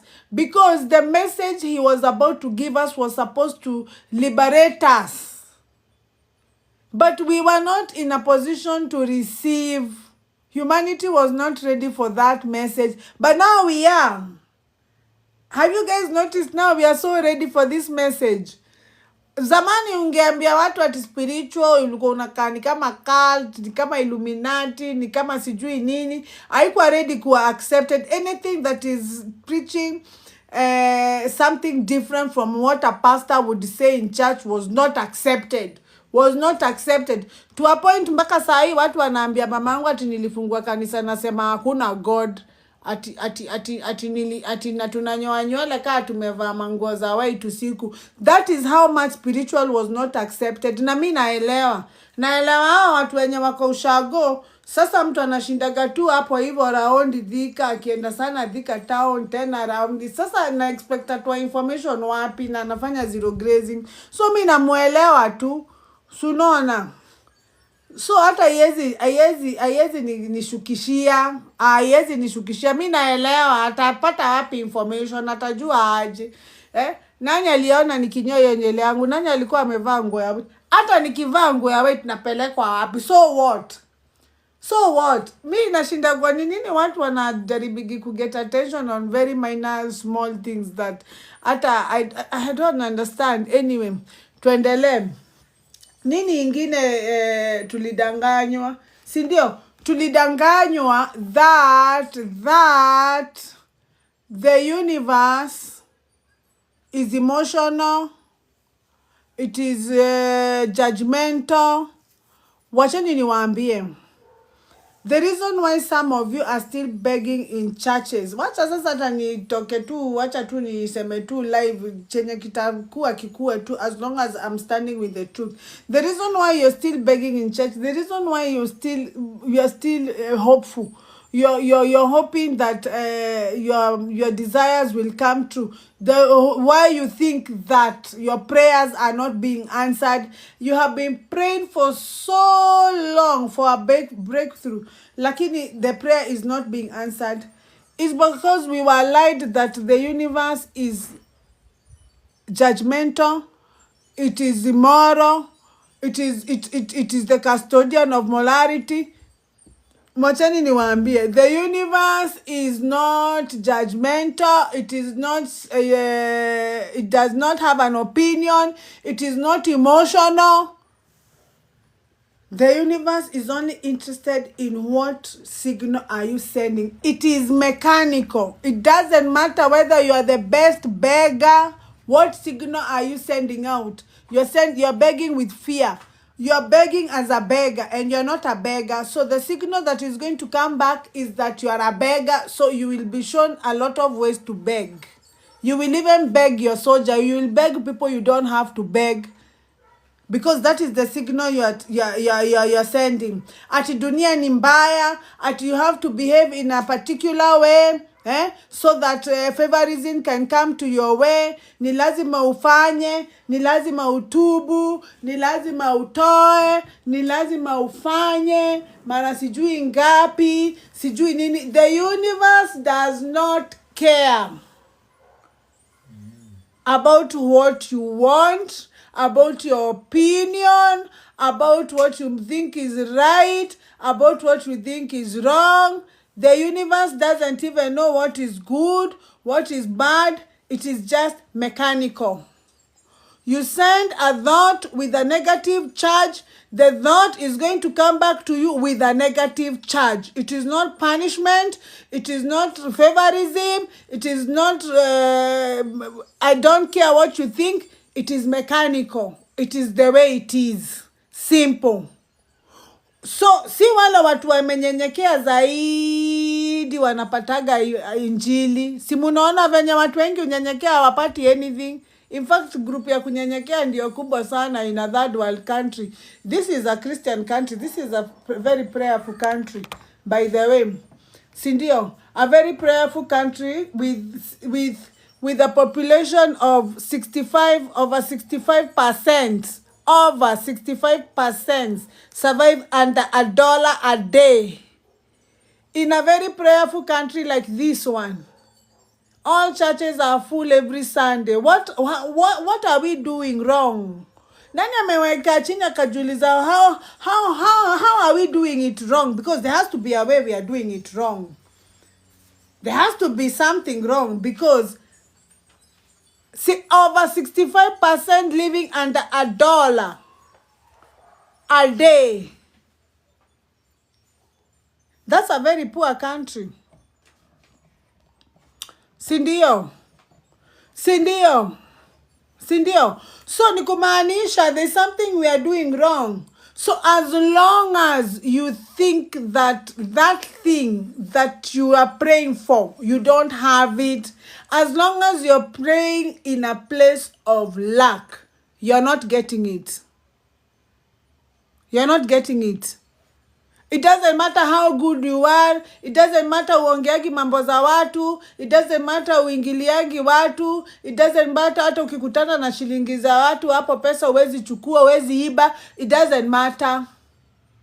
Is which frequency are you sending out? If you send out a frequency of huna, you are praying for money. You are praying for money. with fear that nyumba itafungwa. You are praying because you're fearing nyumba itafungwa. So you're praying for money. So that energy you're sending, that prayer is charged with lack and fear. That energy has to come back with lack and fear. It has to bring you evidence with lack and fear. That is how we create. That mechanism is designed for you to create. Wewe ndio hujajua kuitumia, and the fact that hujui kuitumia, it doesn't mean it's not working. It's still working. So the idea is to get up right now and get to know how it works, so that you can work with it, so that it can work for you, not against you. Because when you're doing it blindly, kama hujui how it works, that it means it's still working anyway. No wonder unajipataga kwa situations zingine unashindwa, how did I get here in life?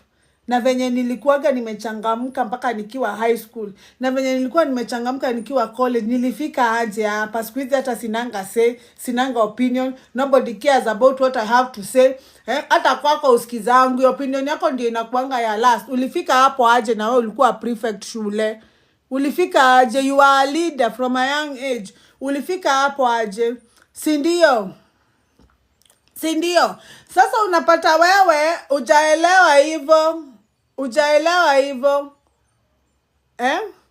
Ujaelewa aje that as long as unatuma, the idea is to embody.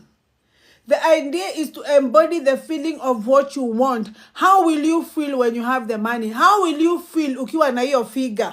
Utakuwa unavaa nini? Nunua utotunguo, tukae hapo. Si ndio? Mimi kwanza in my journey ya lose weight, I bought very small clothes. There's some clothes I kept in the wardrobe for 3 years, waiting for me to fit them, because I have a journey. Si ndio?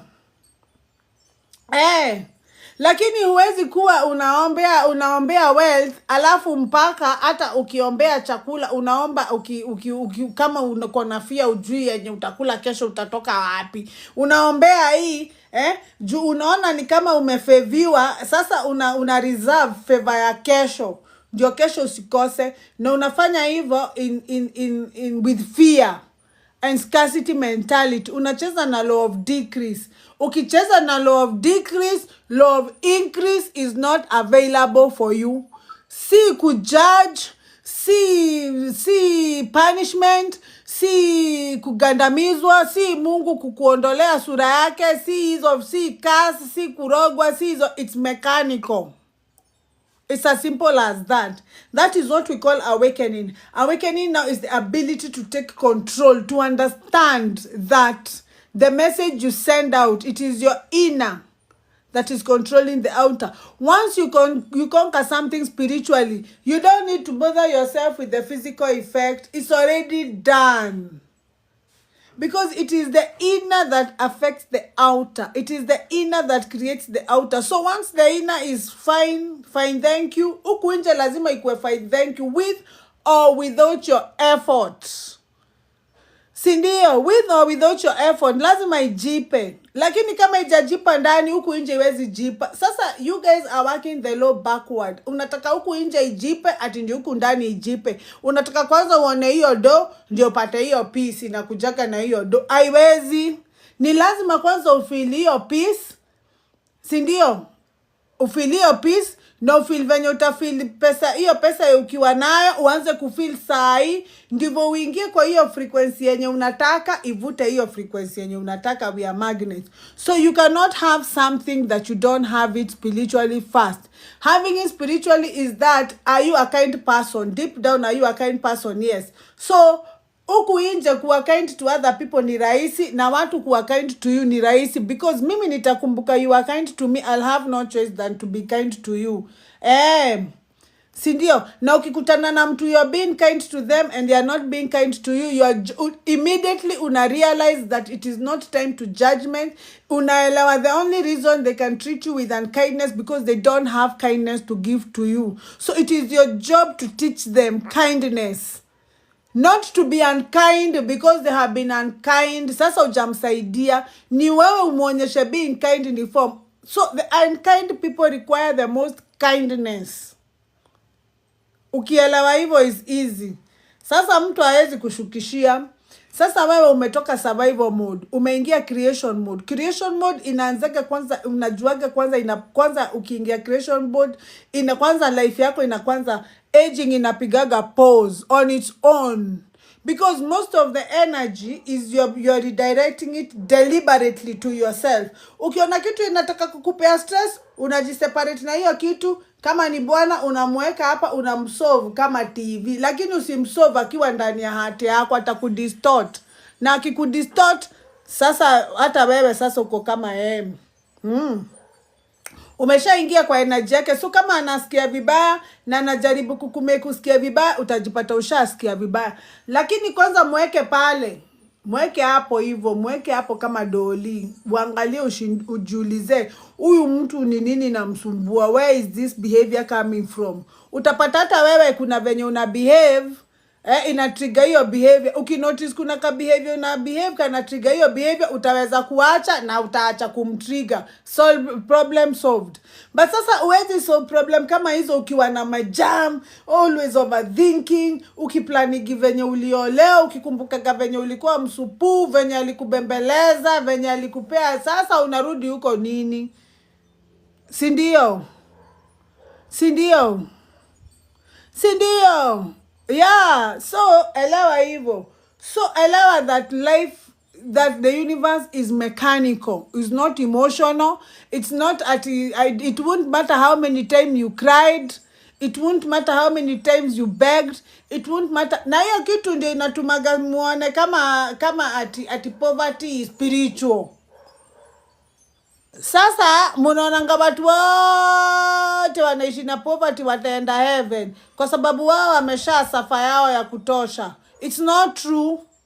Poverty is not even godly. If you are in poverty right now, you are in hell. God does not live in poverty. Sindio, what are you doing in hell? Uko shetani ndiye ananga kakitu anaweza kukupatia. Because God, our God in his nature is abundance, is wealth. You know, everything is possible with him. So, kama uko huko kwa mashida ya poverty na unasumbuliwa na vitu kidogo uko hell, what are you doing in hell? Because if you believe that your God can provide, then you will not lack. So you're not a believer. Cindy, you will not lack. Because even most of the things that you have right now, you didn't do anything to earn them. They are givens. They are gifts. Cynthia, see, they are givens. You are given. For what? Why? What did you do? Nothing. You are given for nothing. So, hizo vitu zenye uko nazo ndizo umefeel worthy of. Hizo ndizo umetrust Mungu kukupea. Sasa amefika hapo. Sasa huku chini kwenye huna kitu, ujatrust God. Faith yako ndio iko chini. Ongeza faith. Venye uliongeza faith kwa hizi vitu zingine, ongeza faith. Unajua nothing can go wrong. And even if it goes wrong, na uelewe pia venye nimekuambia, not all blessings come with a smile. Not all blessings come with a feel-good feeling. And it doesn't mean it's not a blessing because it's not giving you a smile. Well, sasa umeamini ati kama ni blessings iko supposed to make ni shout, nifanye bash, inakuja na celebration, na congratulations, na hapana, sio lazima. Ushaelewa hivyo, ushajua hivyo. Si ndio? Si ndio? Ukishaelewa hivyo ni hivyo tu. So ujue the universe is mechanical, is how you're behaving. And you are not learning how to manifest. You're already a very good manifester. Because even the life you're living, you manifested. It is not possible for you to manifest if you don't have the emotion. It's not, wachani niwaambie what happens. The only way you know you manifest is because, first of all, before something happens to you, you have to have a thought. Then this thought has to turn into an emotion. And then hii emotion ndio ina manifest huku nje. Kwa hivyo ni kumaanisha, first of all, ndio hii maisha yenye unakaa ulianza na thought, ikakuja emotion, ndio ikakuja manifestation. Because manifestation, the substance to your manifestation, to make your manifestation is thought and how you feel. How you feel, how you act, and how you think is the one that makes your future, is the one that is used as material to create the reality for you, the reality that you're living right now. So it means what is happening to your life right now is as a result of how you thought in the past, how you acted in the past, and how you felt in the past. Now, if you see this your reality, whatever is happening to you right now, just know that it is the end. When it is happening in your experience, it means the thought process is over. Now the manifestation has already happened. It is over. It is the end of the movie. So whatever is happening in your life right now is the end of a thought. It is a delayed thought coming to an end. So if you don't accept whatever is happening in your life as the end and use it to generate more thoughts, more feelings, more behavior, then you're going to create exactly the same as what is about to end. Let it end. Let it end. Don't let it give you a feeling. Know that your reality is simply a delayed thought manifesting. And when it is already manifesting, when it is very clear in your physical, it means it is over. That is the end of that thought process. Yani reality yako inakuwaga ina mark the end. Si ndio? So jua na universe is mechanical. It doesn't matter whether you wake up at 3 a.m. in the morning. What are you waking up with? What intention? How are you feeling? Are you feeling fear? Are you feeling gratitude? Are you feeling joy? Are you feeling worship? Are you feeling hatred? Are you praying for breakthrough? Ya kitu yenye una feel that is distant away from you.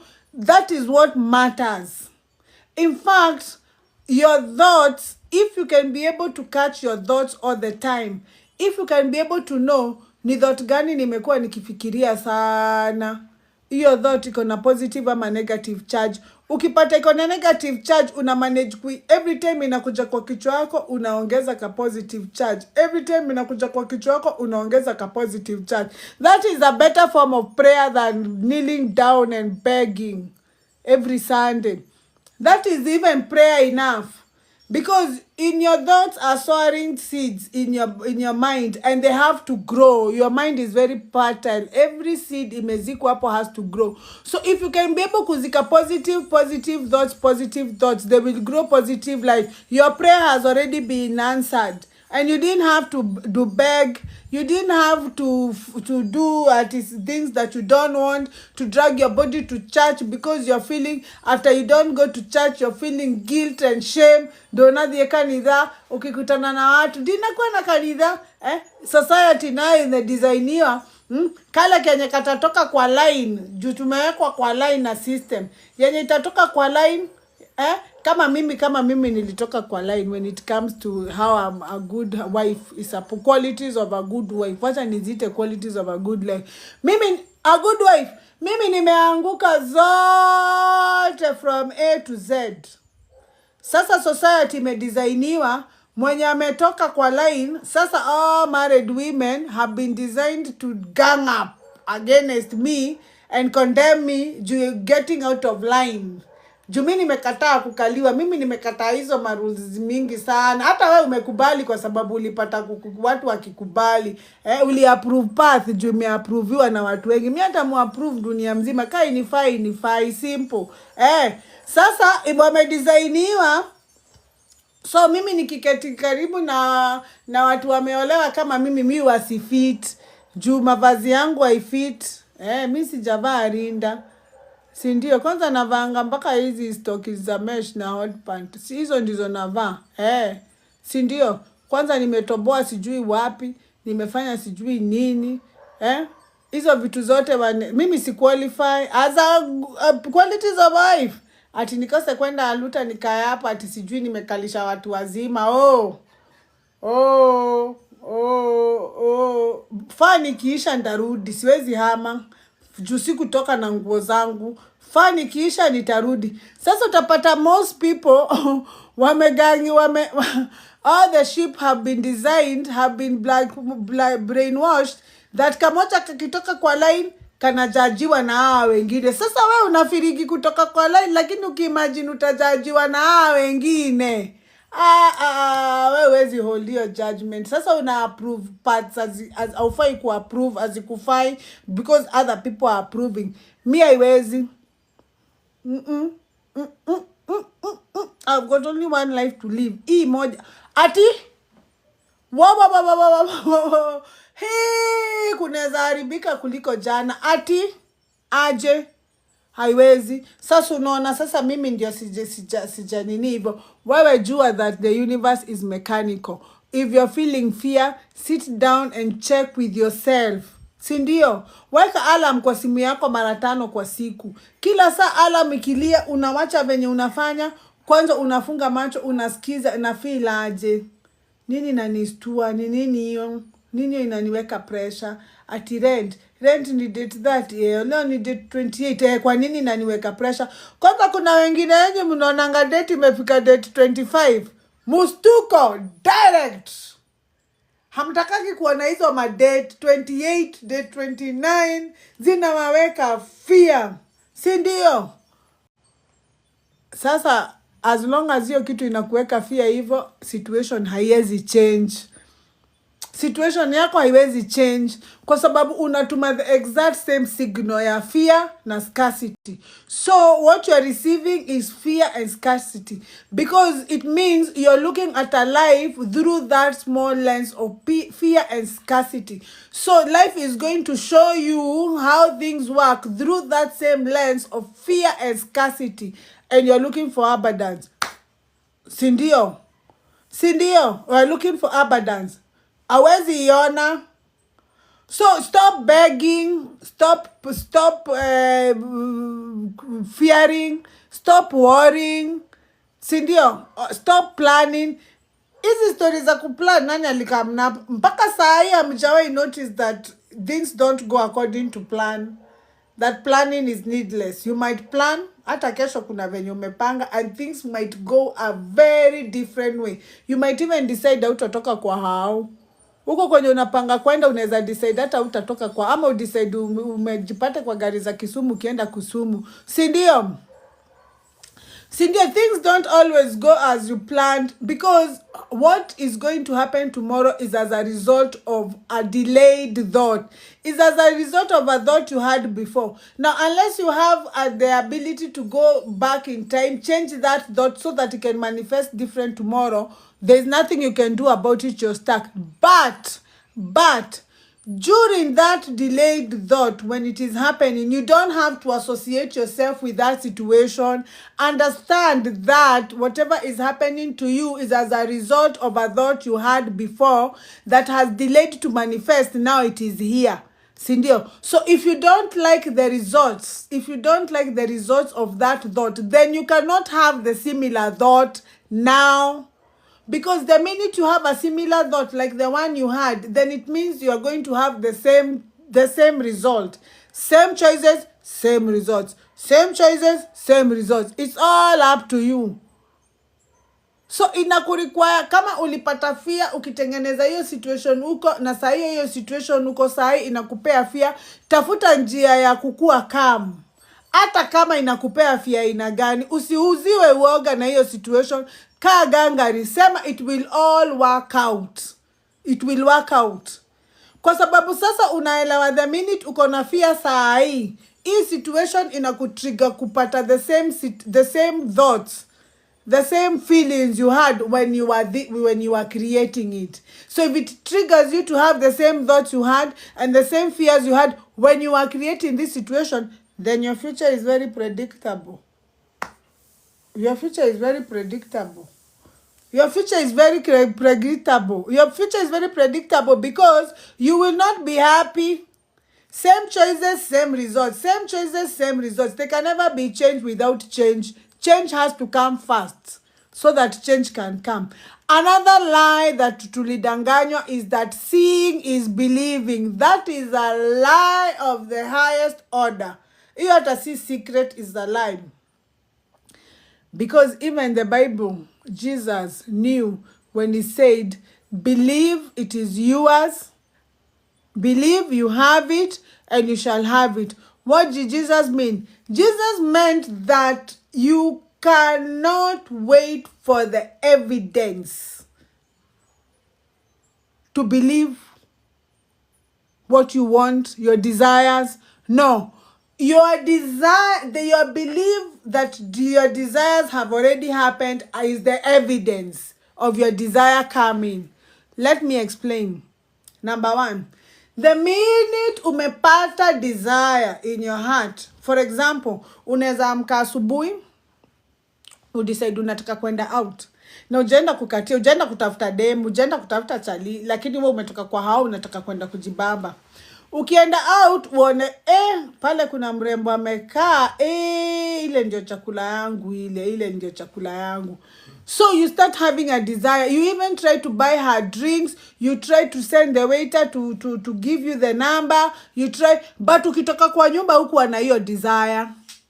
Ukitoka kwa nyumba hukuwa na hiyo thought. So it means it is a desire you have acquired there and there. But where did that desire come from? So ni kumaanisha even the desires are not our choices, are not ours. So the fact that you have a desire is what is supposed to give you evidence that that desire is possible. Inside, not physical. So you have to believe you have it. The fact that you got that desire, it means it's yours. So where did it come from? Where did that desire come from? So it means it's already done. So in spiritual world, if you have a desire, it's already done. Your job is to prepare for that desire. Your job is to make sure that you have an identity that is going to match that desire. For example, kama desire yako ni wealth, ni do you have an identity that can handle money? Do you have an identity that you can have a lot of money and still have love for people? Can you be able to do that? Kwa sababu power in the wrong hands, it's a very big risk even to other people. God cannot put us in that position. We don't know how you would behave when you have money. Juu kama unapataga pesa kidogo hivyo unasumbua watu mpaka majirani, na ukipatiwa milioni 500 si utatumaliza huko, utasema hata utuwekee curfew tuingiake kwa nyumba na kuku. Kuku zikiingia kwa nyumba ni binadamu anafuata kuku nyuma. Si ndio? So number one, do you have an identity that can be able to hold that desire? The desire is already done. It's already yours. So that is what Jesus meant when he said, believe you have it and it shall yours. By accepting the desire within that I can be able to buy a car. So you have accepted the desire so much that you see even that car parked out there with your third eye. You have accepted that desire so much that when you see somebody driving the same car that you want, you smile. Instead of feeling bad, you smile. You know that you are next. You know that your desire is in the kitchen cooking. You already saw it. That is evidence that it is there. You would not see it if it didn't exist. You would not feel it if it didn't exist. So the fact that you saw it, even if in your dream, it means it's there. It's yours. But are you allowing? Are you allowing your desire to come in? Can you be able to handle your desire the way you are right now? Do you have enough discipline to handle that desire? Sindio? Yeah. So you have to believe it's already yours. Walk like that person who has what you desire already, because it is yours. That is why you are here. By the way, exactly. Si mambo na favorism, si mambo na genes, si mambo na how much you pray, si mambo how good you are or how bad you think. I don't care all those excuses. The fact that you saw it, you are here to desire, and that is what we call creation. That is how everything is created. It all stems out from a desire. Sindio? Hata hii simu ni desire ya mtu. Hii kofia ni desire ya mtu. Sindio? Everything, it starts with a desire. Mtu alikaa chini akasema walai mimi nitatengeneza kikofia nikifanye kwa kama kieskimo na nikiweka kiledha huku na nikiweke quality poa ngeshia tabai. Hii ni desire ya mtu imekuwa fulfilled. Sasa ile kitu inatumaga desire yako isikuje haraka ni kwa sababu number one, you don't believe what I'm telling you. Wewe una believe, ni lazima nione. Seeing is believing. Unaniambia ati ni behave kama mtu ana do, ati unaniambia ni behave kama tajiri na naishi ghetto. Sasa hiyo ndio problem. Hiyo ndio shida. Hiyo ndio problem. Ati sasa unangojea do ikam, ati ndio feel wealthy, feel successful. As long as do ijakuja, unajiona wewe you are an idiot, you are a loser, sijui, si ndio? Sasa you are working against the law, because for you to be able to attract wealth, you have to attain a wealth mentality, a wealthy mentality. You cannot attract wealth from a place of scarcity. It is not possible. Huwezi attract wealth na saa zote unafikiria tu Kenya huna.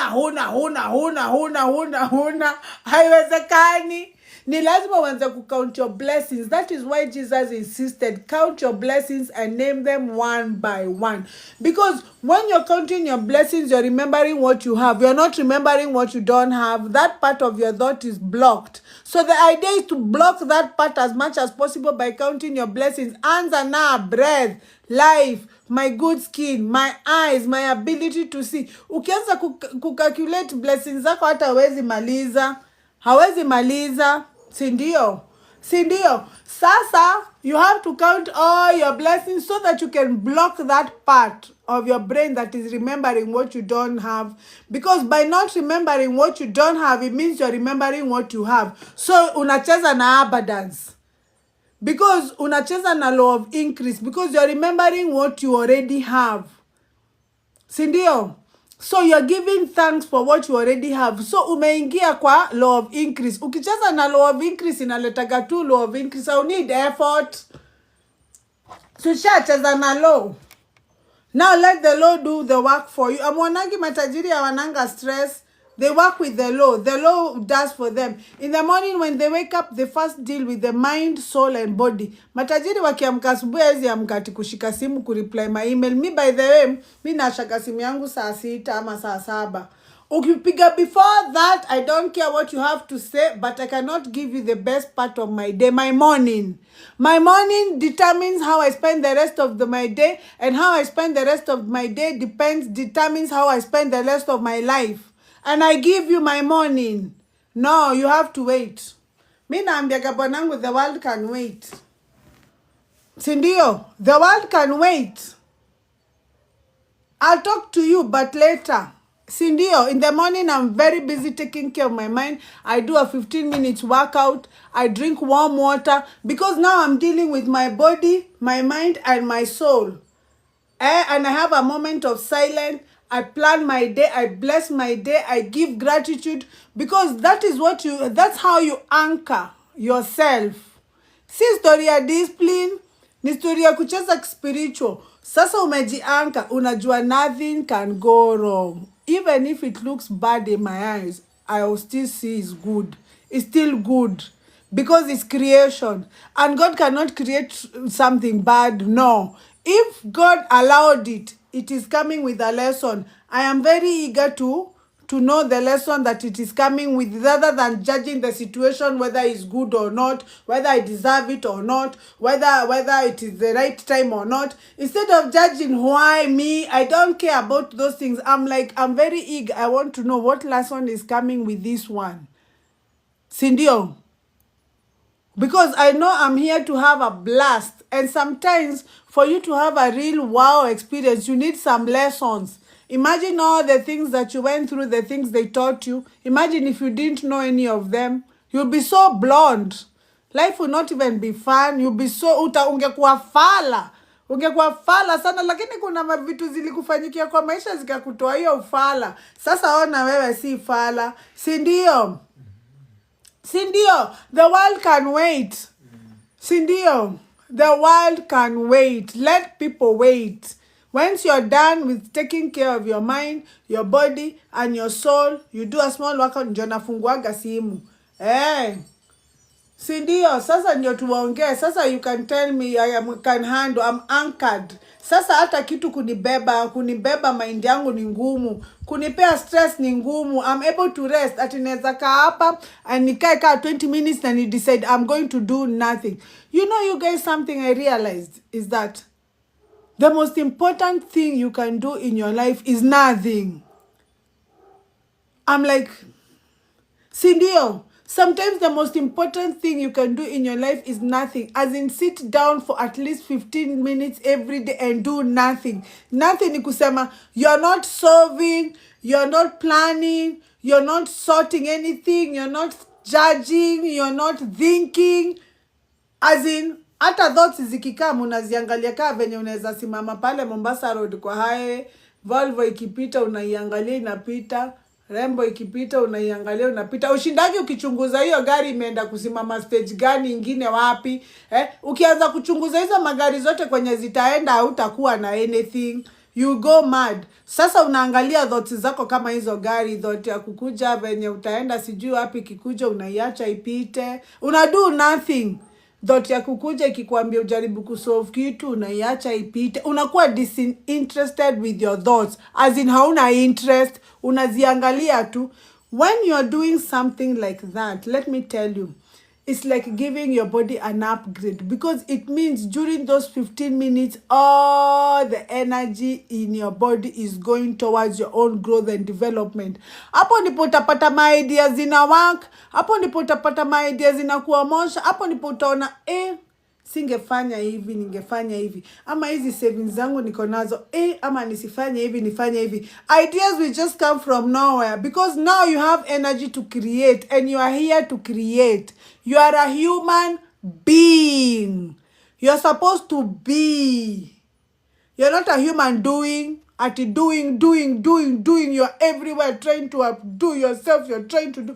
You're not a human doing. You're a human being. You're supposed to be. Just be. Sometimes sit down and just be. Just do nothing. Mimi lazima nikuwe na time ya kudo nothing. Hata jeja ananiulizanga kwa swali na mwambia it's my time to do nothing. I can't answer you. You have to wait for until my do nothing is over. Yeah. Sindio.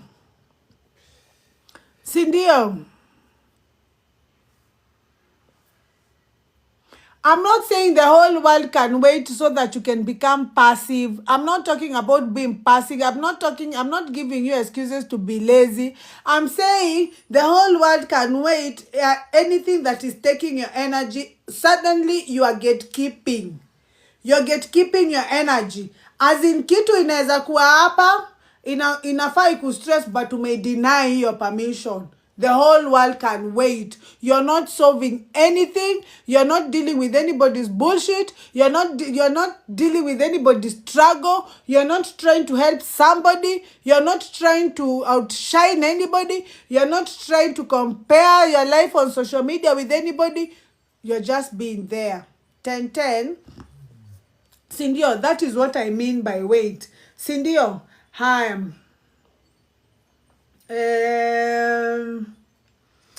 another thing that tulidanganywa is that you have to eat 3 meals in a day. Breakfast, lunch, na supper. I think that is one of the most classic lies that we have ever been told and actually bought. Because most of you hata hapa, and I'm very sure kuna time unakulanga si juu uko na njaa, ni juu ni lunch time. Ni juu ni saa ya lunch na ni lazima muende kwa canteen. Na hauna njaa. Unakula tu because ni lunch time. Jioni hauna njaa lakini unakula tu juu ni supper. That's what I'm talking about. Now let me tell you something. Wale watu wa zamani, our ancestors, they knew that the more you eat food, the less you are able to think. The more your capacity to think goes down. The more dumber you are. Ujai notice hata ukishiba sana na uwezangi kutoka mahali huko, unasikianga kulala, body inataka kuzima. Unajua kwa nini ukishiba unasikianga kulala? Kwa sababu sasa the body inajaribu kukuzima ulale, ndio sasa thoughts zako ziache kuchukua energy, uache sasa kukua conscious, because when you're conscious of everything, energy follows focus. Energy follows awareness. Sasa ndio ulale, ndio at least body kuwe na energy ya kusiaga hiyo chakula. Unaimagine unazima kiganda mzima juu ya food, juu ya ugali. Aje. The more you eat, the more energy is diverted towards your digesting food. Sindio? Kwanza wacheni niwaambie, body yako inalalanga na inaamkaga kama venye jua inalalanga na inaamka. So in the morning, your body, when the sun is coming out, your body is waking up. By the time inafika saa 7, saa 6, your body is already very active. By the time inafika saa 10 jioni, your body is already going back to sleep. So if you eat any food after 8 p.m., you have done yourself a very big injustice. It's like murdering yourself slowly. In fact, you cannot live a very long life. You are very sure to die young. You know why? Because when you sleep at night, that opportunity is the one the body uses to heal. There are some cells that need repair. There are some secretions that needs to get out. There's some food that needs to digest. There's some eyes that need to feed so that they can see the sun tomorrow. There's an immune system that has been very busy fighting viruses, unseen enemies in your body. Just because you are not aware does not mean it was not working. It needs repair. It needs to restore the energy it used to fight for you, to protect for you, so that usipate hiyo homa. And the only time inaweza fanya hivyo is at night. Alafu wewe, when it's supposed to be doing that, wewe umeongeza ugali juu. So it means mission unaccomplished. Your mission cannot be accomplished because that ugali needs to be digested. So people who eat at night are very unhealthy. They're the ones who get a stroke, ndio wanapatanga heart attack. Sindio? Kwa sababu pia, your heart is supposed to rest. You remember, your heart doesn't stop beating. So your heart has less work at night because there's no pumping. You're not active. Your thoughts are inactive, and your body is inactive. That is why you sweat more at night than during daytime. Nani amewahi note? Mtu sweat sana usiku kuliko mchana, kama amelala kuliko saa zenye yako active, kwa sababu that is when your body is very busy repairing, fixing the kidneys, kana kuna mahali kulikuwa na imbalance, fixing this one. Sasa your heart is supposed to beat very slow because now it's time for your heart to take it easy. But food to be digested in the stomach requires a lot of blood. So your heart is overworking at night and you are asleep.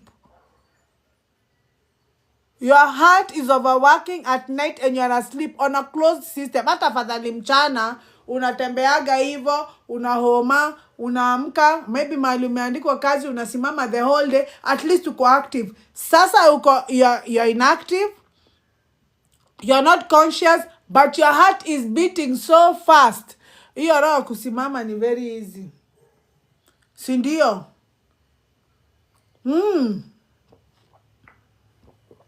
Sindio? So it means you're not supposed to eat 3 times a day. Number 1, you're supposed to eat only when you're hungry. Only when you are hungry.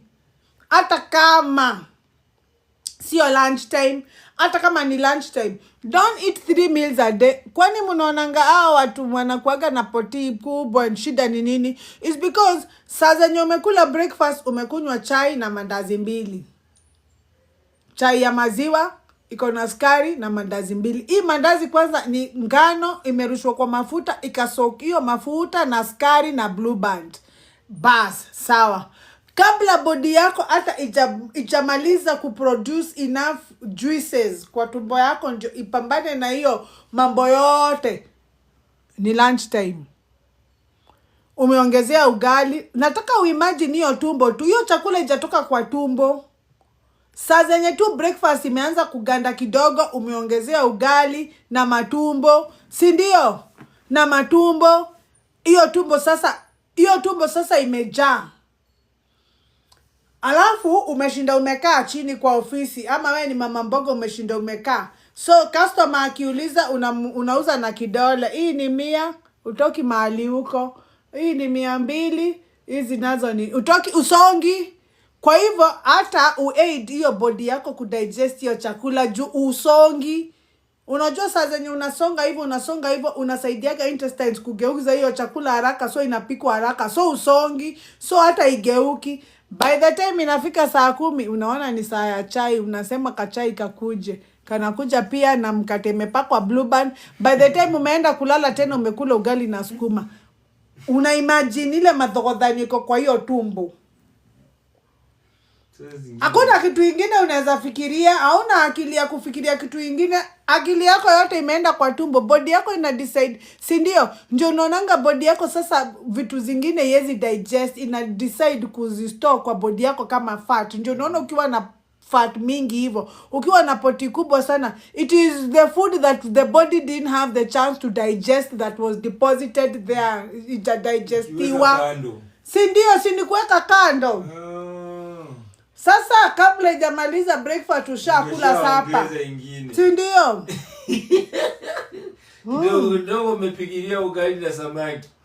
Kidogo juice packet. Uji umekunywa uji, hata hiyo inahitaji digest. Sasa by the time makosa. By the time unakuta kwani papa hakuwa amekuja? Papa hakuwa amekuja? Ni nani aliingia? Oh. Si ndio? So by the time unakuja ati kunini?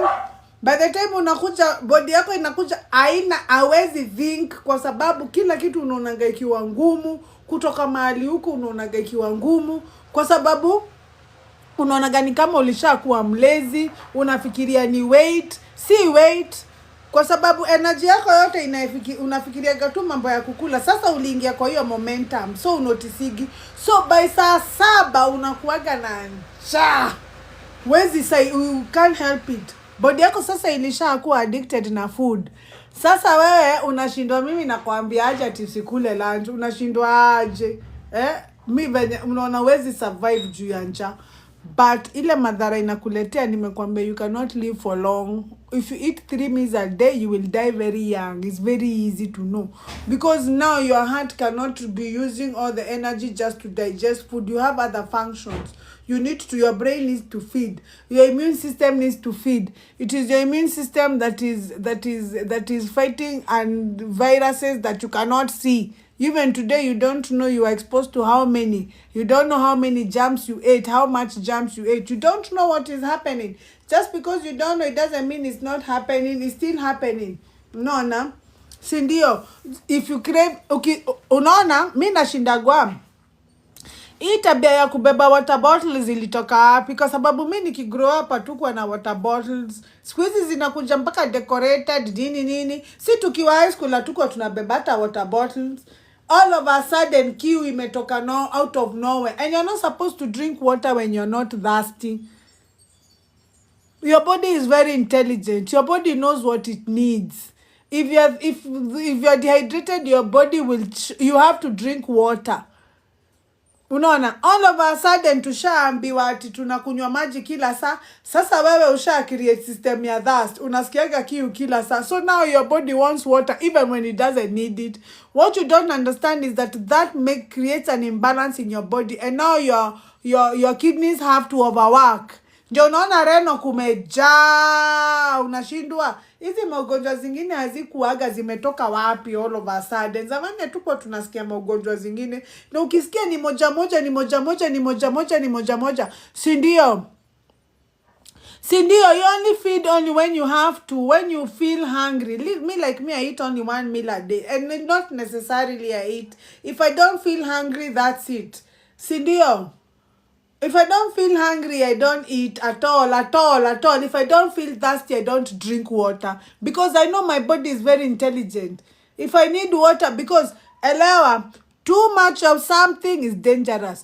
Too little of something is dangerous. So you have to follow your body to guide you so that you can know when you're diluting or saturating. Si ndio? So if you don't wow. Si ndio? Si ndio? It is doable. So nini ingine nilikuwa nimeandika hapa that ati sasa wewe you think that ati utajiri ni evil and poverty is spiritual. Ati now you think that wale watu wako na do wanaishi nyumba moja na evil, lakini sasa because wewe huna do huwezi kuwa unaishi na evil. Wewe uko spiritual, wewe unaenda heaven. Si already una do, already unasuffer huku on earth, so hakuna venye unaweza kuhata heaven. Wewe my friend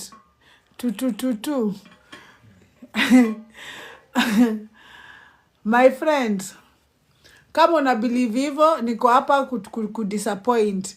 That is a lie. That is a lie. The fact that you are poor does not make you spiritual, does not mean you're going to heaven straight, does not mean that at where you're already favored, at mercy upon you. It still depends on how you behave. Na wale matajiri unajua does not mean they are evil. It doesn't mean they kill somebody. Favor inatokanga pia kwa God. So when money comes from God, wealth comes from God, it comes up under perfect ways, through under grace, through perfect ways. That one is also possible. If you don't believe that love and money can sit together and in harmony, you have been lied to. That is why you are not finding the things that you want. Unabilivigi wala watu wako, ukipata chali yako na do ni user, anaweza ni cheater, ni player. Unabelieve hivyo? Si yako na do ni lazima ni cheat, si ndio? Alafu wewe because you are poor una expecting ati special treatment because you are already poor. You are not supposed to be treated in some way. You are victimizing yourself all the time, si ndio? It is not a lot of nini. It is not auko mbele. Wacha jokes. If you believe being busy, Yes. if you believe being busy, if you are confusing being busy with productivity, sasa wewe unashindaga umechoka. As long as umechoka, unaona you are a step closer to success. You are lied to. That is not true. That is not true. If it is true, ungekuwa umeona evidence mingi sana. Si mnaona watu wa mtaani vile wao wa busy. Mimi nastukaga sana nikitoka Aluta ati 4 am kuna jam. Ati 4 am kuna watu wanatembea ati sijui wanaenda wapi tao wengi. Kuna watu ati mpaka 5 am amepanda nduthi ati ameenda mbio, amechelewa. Unachelewa kwenda wapi 5 am in the morning? Unaenda wapi? Where are you going? 5 am in the morning. Na umechelewa. Unaenda? Sasa wewe unabelieve ati kuwa busy, ati the more busy you are, the closer you are to success. Na hakuna outcome. You are confusing business for productivity. Who told you that when you're busy, you have to necessarily be productive? You can be busy and zero productivity. Uko na zero progress, zero outcome. Sindio? So kama wewe unanisikiza hapa ati sindio, una believe ati sasa as long as uko busy, uko productive, angalia outcome.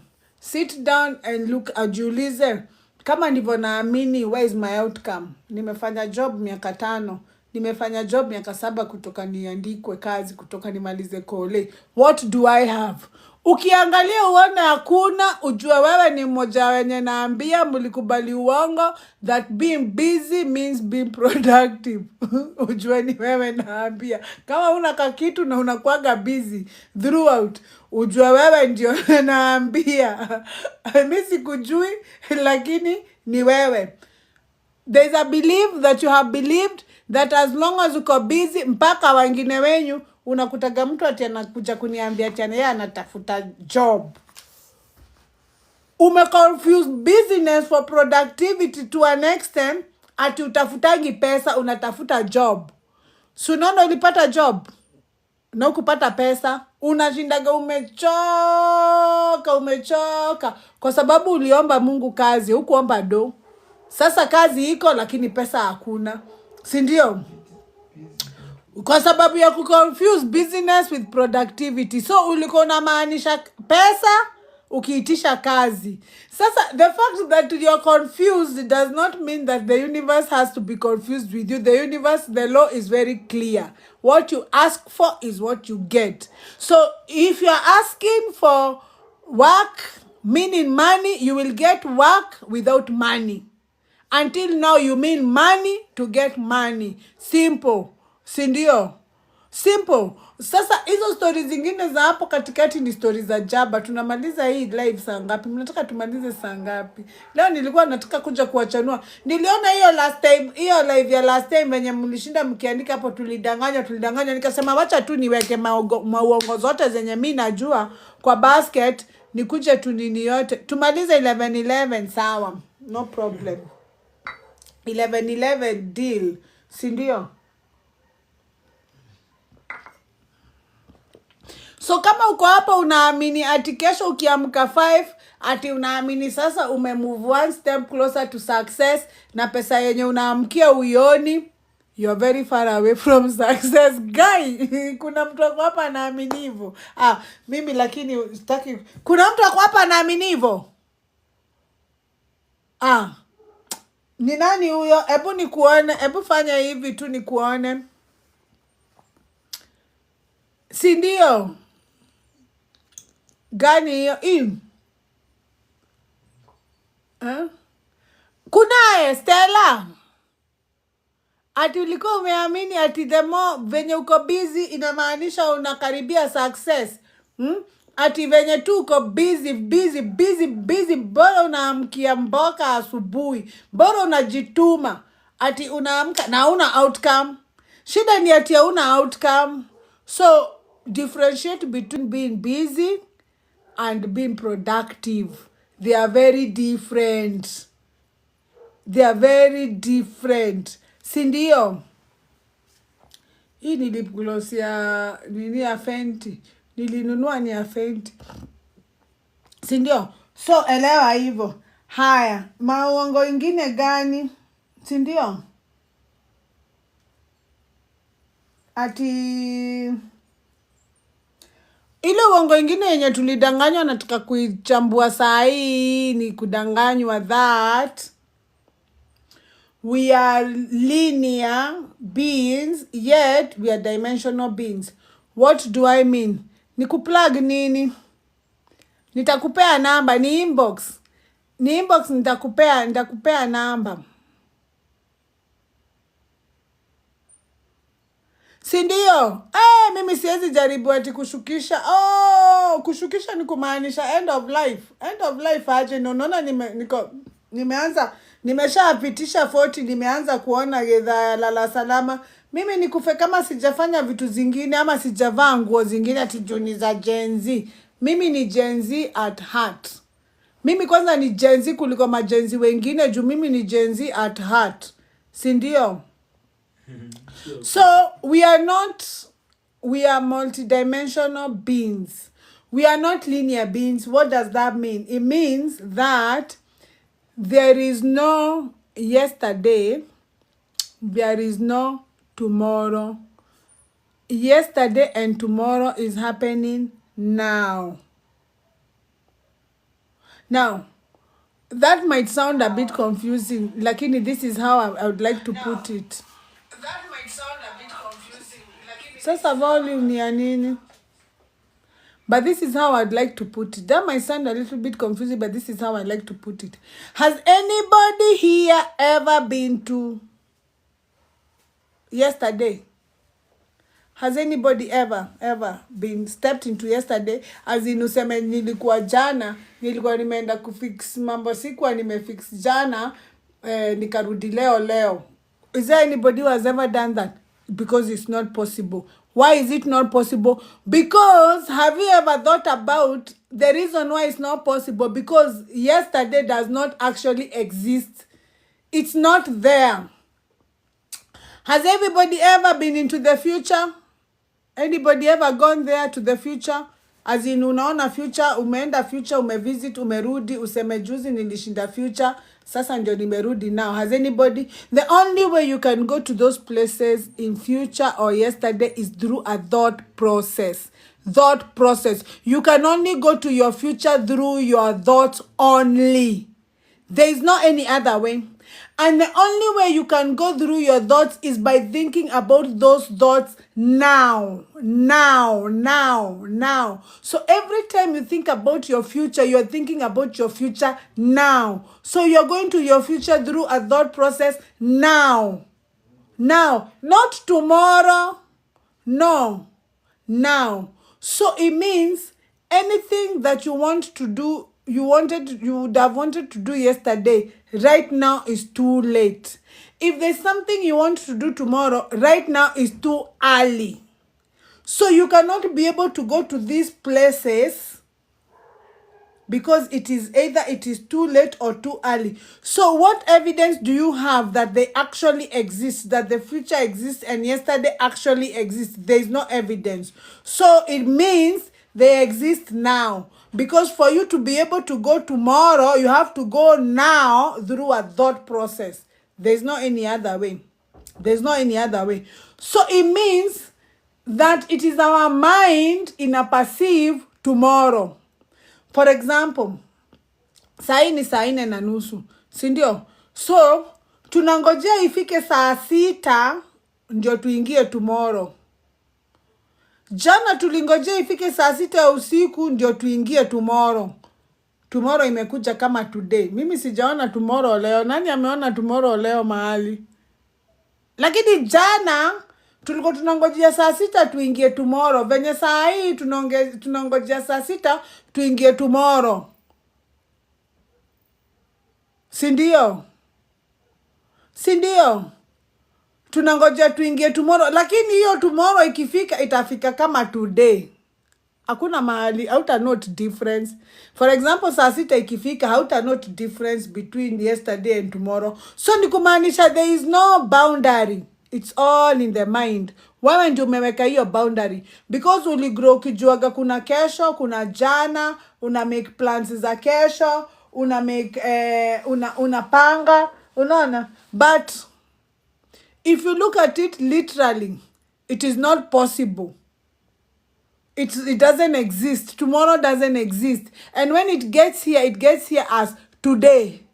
So there is no tomorrow. So it is very unfair for you to miss this moment now that is available for you, because the only moment that is available for you is now.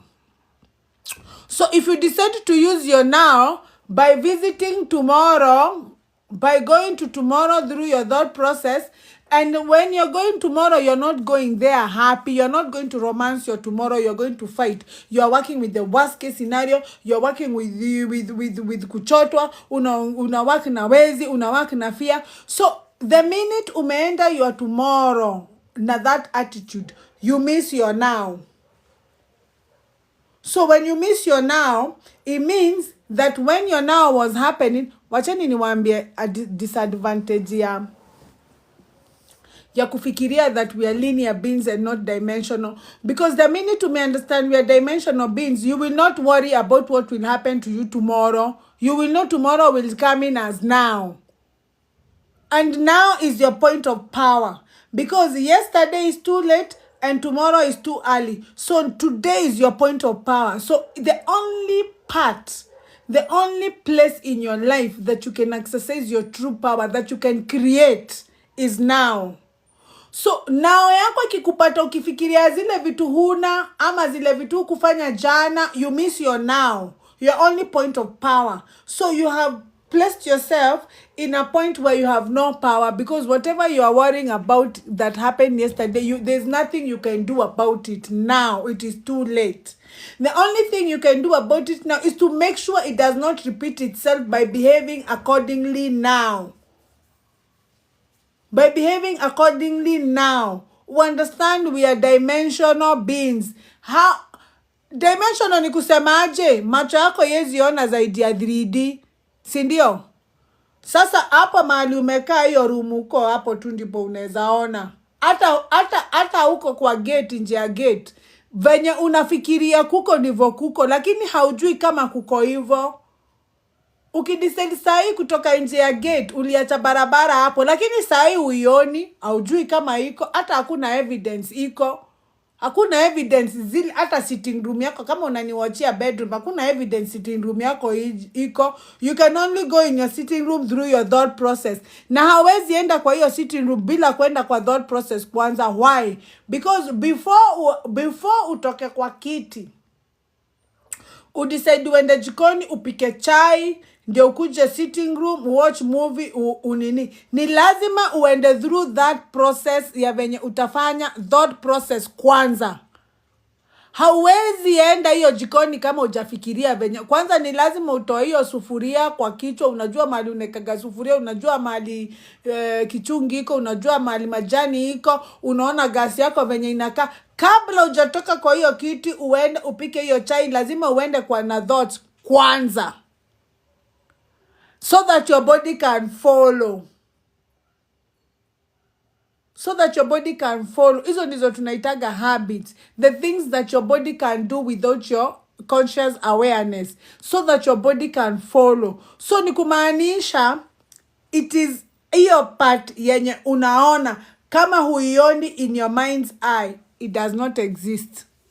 For you to be able to see it in real life, you have to see it upstairs first. Even going to toilet, hata kwenda kwa hiyo choo hapo mahali umekaa, kabla ujaenda kwa hiyo choo lazima ujione umefungua hiyo mlango. Kabla hujatoka mahali huko, umefungua hiyo mlango, umeona venye unafanya hiyo ka process yote, unafunga mlango, ndio sasa mwili ya mke iende. Ni lazima uende through a thought process. There's no any other way. There's no any other way. Hata kabla ujaenda job, ni lazima kwanza ukiingia kwa gari, kwanza utoe map, uvute map. Nitapita njia gani ndio nifike haraka, si ndio? Map ikishaingia hapa, ndio unaweka gari moto. Ndio sasa hakuna njia ingine Mose. Mwingine anasema umejuaje uko choo? Si ndio? Si unaona ninajua uko kwa choo. Unaona Joy nimejua.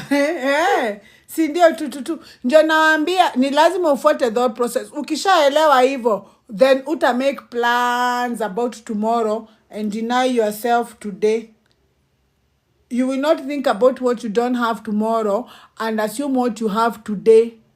You will know that your ability to enjoy what you have today is what is determining how much you will enjoy tomorrow. You will know your ability to condemn yourself today is going to determine how much you will be condemned by others tomorrow. You will know.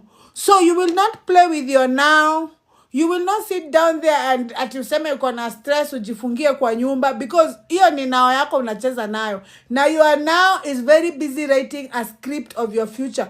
There is no written script about your future. You are writing it as you go. That's why I told you are already a perfect manifester. You don't need techniques. All you need to do is to drop your beliefs that are making you small and your ego.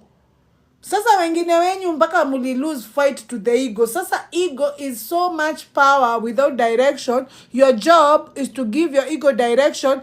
You left all the power to your ego. So now your servant has become your master. And you wonder what is wrong with you. And you wonder why do things don't work out for me. And you wonder why my prayers are never answered. Because wewe wezi ambia ego yako, no. It's not good to do that. No, we are not doing that right now. Wewe wezi kam ego yako chini, lazima ufight. Wewe unajua kusort issues na fight. Uwezi control ego. Ego ilisha take control. Ego yako ikikwambia mtukane na message, hata yani udecide mimi sitatukanana na message, utapata ego yako itawin leo saa 6 ya usiku.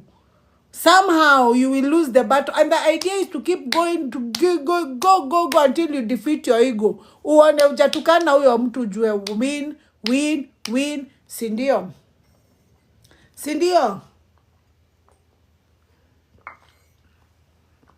So elewa, time is a human construct. It doesn't apply anywhere in the universe.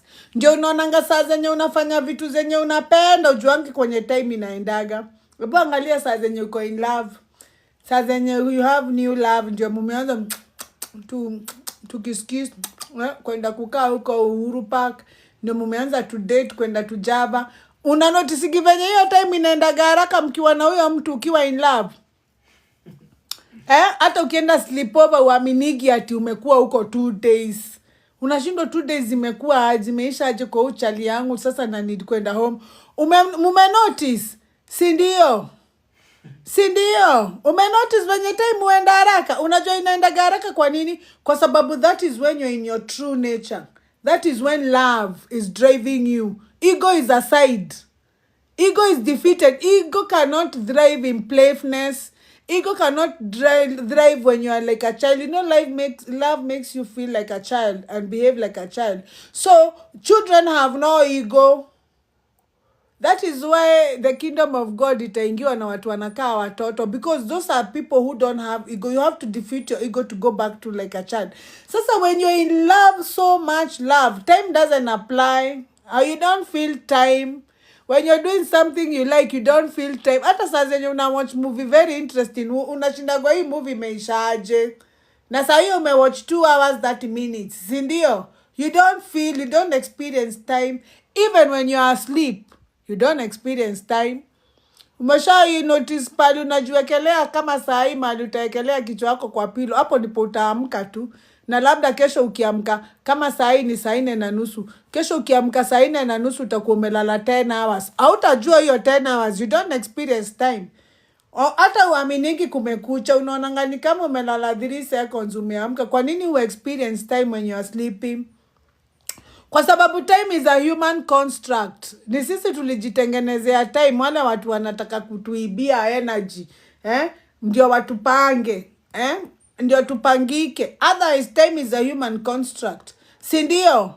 You don't experience time when you are asleep because your conscious mind, your thoughts are inactive, and your time is only in your conscious mind. In these other realms, there is no time. In your dream world, there is no time. Sindio, that's why you feel like where you slept, you just woke up after 3 minutes, even if you have slept the whole day. You don't experience time. So time is a human construct. And even hata hizi time nashindagwa. If you check how humans came up with time and dates and calendar na mwaka, ukiangalia utaona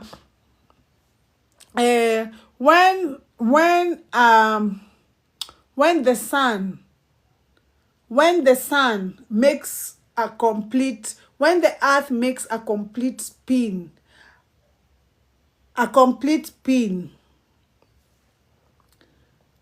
against the sun, that is what we call a day. Because the earth has made a complete spin around the earth, around the sun. So that's what we call a day, a spin, one spin. Now, when the earth makes a complete spin around the sun, it takes 365 days. That's what we call a year. So it is a complete spin around the sun. When the earth makes around the sun. So it means, mimi nikiwa 45 years, I am 45 spins of the earth around the sun. So nikumaanisha naweza sema niko 45, ama naweza sema mimi naweza sema nimeishi kwa hii dunia 45 spins of the earth around the sun. It's the same thing, because that is what they use to measure the calendar. But my question is, what if I lived in another planet? How old would I be?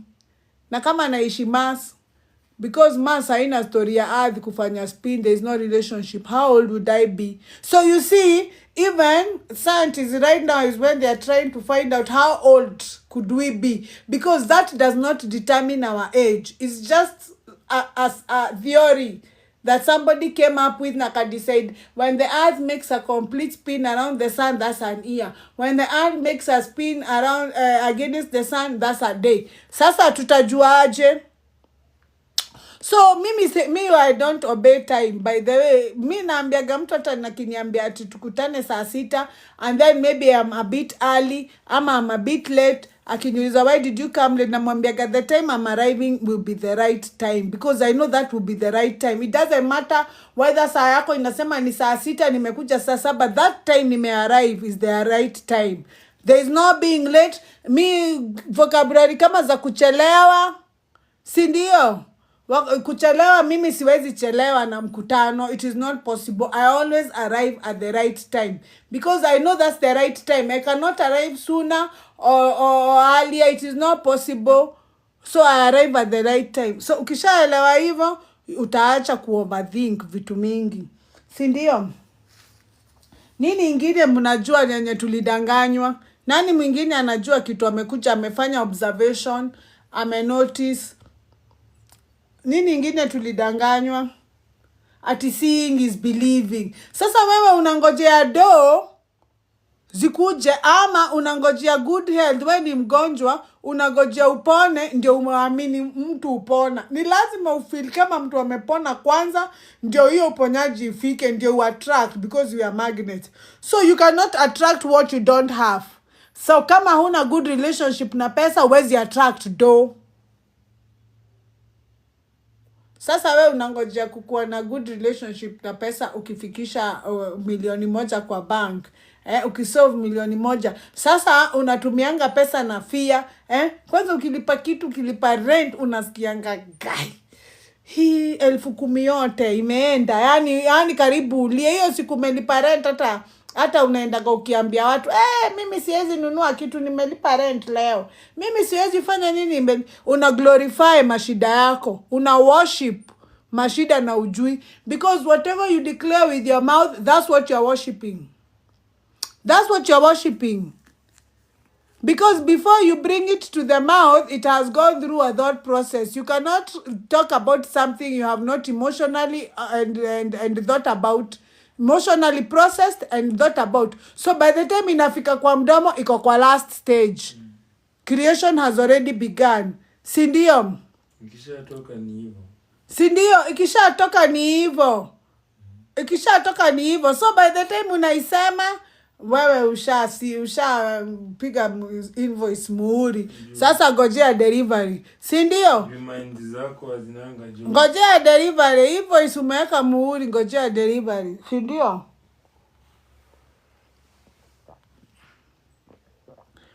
Ati there is a God in the sky. There is no God in the sky. Jesus is not coming to save you. Wale watu wanangojea savior, ati now you think now because you're poor, you are holy, ati poverty is holy. Who told you? Now you think you're holy because you're poor. Who told you? Who told you Jesus is coming to save you? Who told you? Wewe, hata ungekuwa Jesus, unaweza rudi kwa hii dunia, uliwe mara ya pili. Watu walikuua, unaweza rudi, uliwe mara ya pili. Wewe unaweza rudi. Who is coming to save you? Nobody is coming to save you. Si ndio?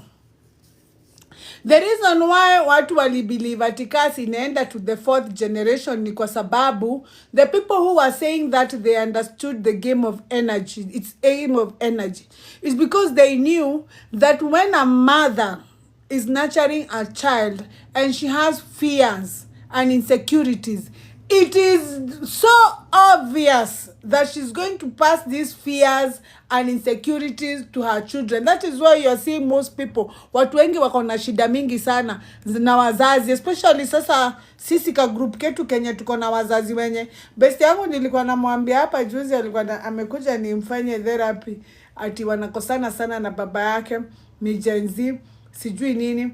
So alikuwa amekuja nimfanyie therapy, nikamwambia wacha nikuambie, hawa wazazi wenye wameruliwa na Kenyatta na Moi, wamekuwa under watu wawili. Those are two dictators. Ni lazima wakuwe madictator. Ni lazima waelewe venye wako. It's not easy being ruled by two dictators simultaneously in a row. Ni madictator.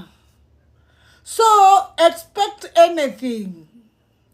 Lakini sasa wewe ukijaribu kuwaonyesha ati kudictate si vizuri, they don't know any other way of life. It's like introducing something new. They won't hack it. They are not even interested in wanting to know something new. They already believe what they know is right, that you're supposed to bulldoze your children. Kwanza sisi wazazi wetu walionanga ni kama tuko doli, sini madoli, hatuna feelings. Unaona, they treated us even today. Unapata mtu kama mamangu ananionanga kama mimi ni mtoto, anaonanga ni kama mimi ni yule 2-year-old mwenye alikuwa anagandamiza hapo venye anataka. Alikataa kuamini tumegrow. Sasa anaonanga kimtu kikubwa kiko na mwili mkubwa, lakini ndani yangu anaona mtoto, na mimi already niko na watoto nalea. Unaona, sasa unapata yeye kuadmit that naweza kuwa na maturity, na maturity ati nilimachua mimi si mtoto, that she is losing her power, that her ego is losing her power over me, that I can no longer be manipulated, so ego has to fight. Sasa mimi sina hiyo time ya kudeal na ego ya mama yangu. A fight na ego yake huko, akimalizana nayo anini, because I know ego is very powerful. I don't want even to engage anybody's ego. Mi kwanza nikinotice that your ego iko juu yako, kwanza na withdraw igi vizuri, because I know how ego is powerful. I'm not interested in using my energy towards your own ego. Juu wewe mwenyewe kama huwezi control, sasa mi nitatoa wapi control na ni yako? Si ndio? So point yangu ni ati wewe elewa kwanza that ati sasa ni nani unauliza wewe Rashdante? Watu umeni confuse, niambie. Si ndio point yangu ni ati hakuna venye unaweza kuwa you are raised by an unhealed mother, an unhealed parent, and you be okay. You have some inner work to do. Unaona? Now you cannot blame your mother for not healing. Unaona, because she's also a victim of her mother. Everybody is a victim of their mother.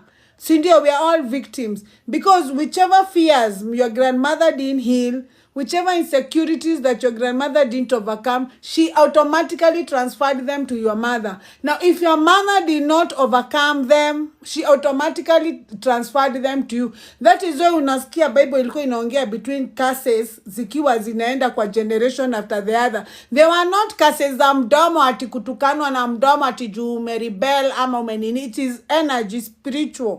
Because there's no way mama yako angekuwa jahil na kuraise ukiwa heal. It's not possible. And it is not possible for you to heal from the environment that broke you. So you're not healed. That is why it is not enough to be born. You have to be born again. That is what it means, being born again. It means now healing what your mother did not heal. It means overcoming what your mother did not overcome. It is the act of overcoming so that you can become whoever you want to become. But you have to overcome first. That is why we have Jesus. That's why we have the Bible, so that it can help us overcome. That is why I'm here shouting, unaona, so that we can overcome. Now you understand? Now you understand. Si ati ni kumaanisha ati sasa ona Mosebu hold hapa tujaribu kufox hapa. Si kumaanisha ati wewe kuna kitu ulifanya sasa mulikasiwa na mama yako all together. No. No. It's because you are not, what your mother did not overcome, you cannot overcome. And you cannot blame her. Because this also was also passed on to her energetically without knowing. Ndio naonaga familia zingine, unaweza pata kuna familia ya wezi tu, watu iba tu. Hata mtu akona do unapata hawezi pata kijiko hapo anabeba tu, anaiba tu. Juu aligrow kwa hiyo frequency ya kuchukuaga kitu si yako na ni okay. Sasa amesha kuwa mkubwa akona kila kitu hajatoka kwa hiyo frequency. Alafu mnasema baresi angania makara wa memisi, garesi angania nemerogi. Si ati walizaa watoto wakiwa warogi, hapana, ni frequency. Sindio, they did. They did. There's no way unaweza epuka. You were in that house for 18 years. Kama unaolewa na mtu mwaka na kuingiza kwa frequency yake, ukiolewa huko unakunywa, siku hizi wewe ukunywa juu uliolewa na bwana anakunywa. Unaona, asha kuingiza kwa hiyo frequency na mwaka. Mamako alikaa na wewe since you were vulnerable for 18 years. Uwezi hata kama wewe huioni, uwezi hata. Sasa wacha nikwambie venye tunajuanga you are not healed. Kwa sababu kwanza uja understand we are not linear beings, we are dimensional. So wezi kaa hapa ungoje vitu zijipe kesho. Ni either zinajipa saa hii ama hazijipi. wakati ni sasa hivi. So the minute you understand the power of a present moment, why you have to stay present is because hizo behavior zote zenye ulipick from your family, even from the environment that you came in. Some of us came from a very dysfunctional environment. Very dysfunctional. And the fact that it is dysfunctional, wewe hukuwa na filter ya kujua what is good for you and what is not good for you. You are a child. Your analytical mind was not developed, so you didn't have even the ability to analyze, let alone to choose what to believe in or not, even to analyze what to believe in or not. So you believed in a lot of things that are not working for you right now. It is your environment that inflicted you. And unfortunately, you cannot remember all of them because, sindio, because, number one, huwezi kumbuka what you learned between the age of 10 to 11. That was a whole year. There is something that you learn, but you cannot remember. So the only way we can know, the fact that you cannot remember does not mean it's not stored. It's not in your hard disk. It is there. You have a hard disk that stores everything that you learn. Everything. Sindio? So, kama ni skill ya kuride bicycle, it was told here. So every time you sit on a bicycle, hata ukikaa sana kama hujaendesha bike, every time you sit on a bicycle, that habit, the one that was stored in your subconscious, has to be pulled and being brought in your conscious mind so that you can remember where the pedal is, where the brake is, to remind you. So it's not that you're learning, you're training a new skill, you are remembering because it is stored somewhere. Now, when you are not present, when right now you're thinking about what you're going to do tomorrow, it means that you are not here, you are tomorrow. Where your mind is, that is where you are, because that is where your energy is. Because energy follows your attention, energy follows your awareness, energy follows your focus.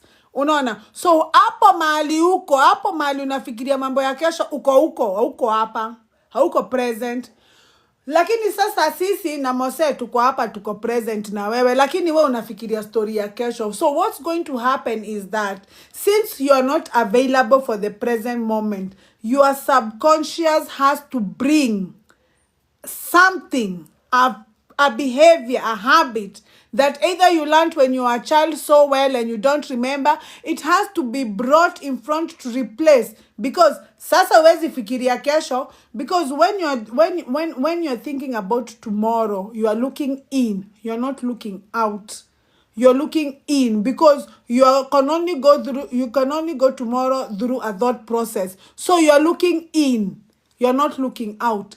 So your subconscious has to bring a behavior that is going to represent you as you look in, because there is also out. So unapataga kuna venye una behavigi, lakini we, because during that behavior unakuaga una look in, sisi wote tutaonaga venye una behavigi, wewe tu ndio jioni, cause you're looking in, you're not present. So unapata all the time you have something to be ashamed of, a behavior you did yesterday, you have an apology, huwezi ruka, because everybody tulikuona. Ama uko na magrudges za watu umehold kwa sababu walikutreat according to the way you behaved. Lakini wewe, because hukujiona ukibehave hivyo, unaona you are being treated unfairly, unaonewa. Kwa nini watu wanasemaga niko na moshene, mimi ninaongeaga za nani? Lakini saa zenye unaongeaga stories za wenyewe, you don't think about it so well, because you're always looking in. You're always thinking about what you want, how you want to control an outcome, venye vitu zinafaa ziende, venye watu wanafaa wa behave. Sasa hizo behavior zenye ulilearn ukiwa mtoto dysfunctional, zitakuembarrass. Unaenda unakutana na chali mpoa, akona do, anakuweka huko milimani, lakini kwa sababu kuna behavior dysfunctional za kurusha mdomo, kwenye mulikuwa mnasort vitu na mdomo, zile mawadi ngumu zile zenye hata siwezi taja, Hizo ndizo mlikuwa mnasort nazo maneno. Lakini hii environment yenye umekuja inakurequire ukuwe civilized, so unaweza kumanage. Lakini the minute utaanza kupata ka stress kidogo, utatukana na kwa hiyo nyumba na uko runda, utasahau uko runda. Mdomo itakulet down. Utajipata umesema wazingine mpaka huyo jamaa atashindwa, huyu ni ule Ngeshi. Anajua matusi hivyo. Ni lazima ikulet down kwa sababu you learned a dysfunctional behavior when you were a child and you have not done anything about it. Hujawahi kaa chini ukajikanya. Saa zenye unaweza jikanya ni saa zenye na neighbor yako, na friend yako, na schoolmate wako, na boyfriend wako. Watu unainteractigi nao, hao wenye wanakuogopa, wenye wanajua wewe ndio master. Wewe unaweza tukana mtu alie. Ndio ungejitrain nao kujicontrol, huku jitrain ulitumia instead hiyo kuselfia. Sasa imefika time yako, destiny connector wako amekuja, mwenye anafaa kukuomosha na familia yako yote na kijiji yenyu yote amekuja. Mudomo ikulet down. Hata mama yako hata amini venye umeharibu. Utaharibu in the most stupidest way. You won't believe. You won't even have a face to say sorry. Sindio? Sasa sunaona, unajipata na hiyo mashida ya ufala na ni mdomo. Sindio? Sasa we ukielewa hivyo utaanza kujikanya saa hii. Anza kupata discipline saa hii. Anza kujiprepare for wealth. Angalia watu wenye wako na do wanaishi aje. Sunaona hawarushi mdomo. Anza saa zenye unaona unaenda out of control, unajicontrol, unajiget. You get yourself before anybody else. You be the first one. You are number one motivator. You are number one uplifter. You are number one cheerleader. Wewe ndio unajiambiaga go all the time. So hakuna kushukisha, si ndio? So ukinotice unaenda behave pelekani na kule unaenda, unajiita kama mkutano. Kwa dakika 5 tu kametosha. Hata dakika sekondi 5 tu before react inatosha. 5 seconds tu before ujibu huyo mtu inatosha. Umwangalie tu hivi useme, huyu ndiye ananishindishaga ghetto. Sunaona hiyo ghetto yenye ananiletea simjibu. Sasa ndio ikifika time yako ya kuomoka utaweza kupractice the same. Utajua huyu mother-in-law anataka nifukuzwe, simjibu. Atupigani hapana. Utamwonea 18. Sasa utaanza kusumbuka huko na watoto 3 kilea peke yako. Nani aliwaambia single motherhood is godly? It's not made by God. Sindio? Unatembea na nasari juu ya kubrusha mdomo. Sasa usipoelewa hivyo, utakuwa na mambo mingi sana haipelekani. Sindio? Ati? Sindio, hakuna kitu inakuzuia. You go for your dreams. Go for it. Go for it as if there's nothing. You have nothing to lose. After all, you have nothing to lose. In real sense, you have nothing to lose. You didn't come here with anything. How can you lose something that you didn't come here with? You have nothing to lose. And if anything, after the worst case scenario, you just die. Sindio, you have nothing to lose. Kwani hao matajiri, kwani Raila amewacha do ngapi? Siku hizi hata mumutajangi na vile alifaitia hii country. Alifinywa mpaka makende juu hii country. Siku hizi hamtaji. You have nothing to lose. So go for it like you have nothing to lose, because in real sense you have nothing to lose. You came in here with nothing, you're living with nothing. Uliingia huku ndethe na una ex ndethe. Sasa mtu ana ex ndethe unashinda ukingangana nini? Ati sasa vitu kidogo kidogo ndio zinakushukishia. Ati gari. Gari nani umeona akizikwa nayo?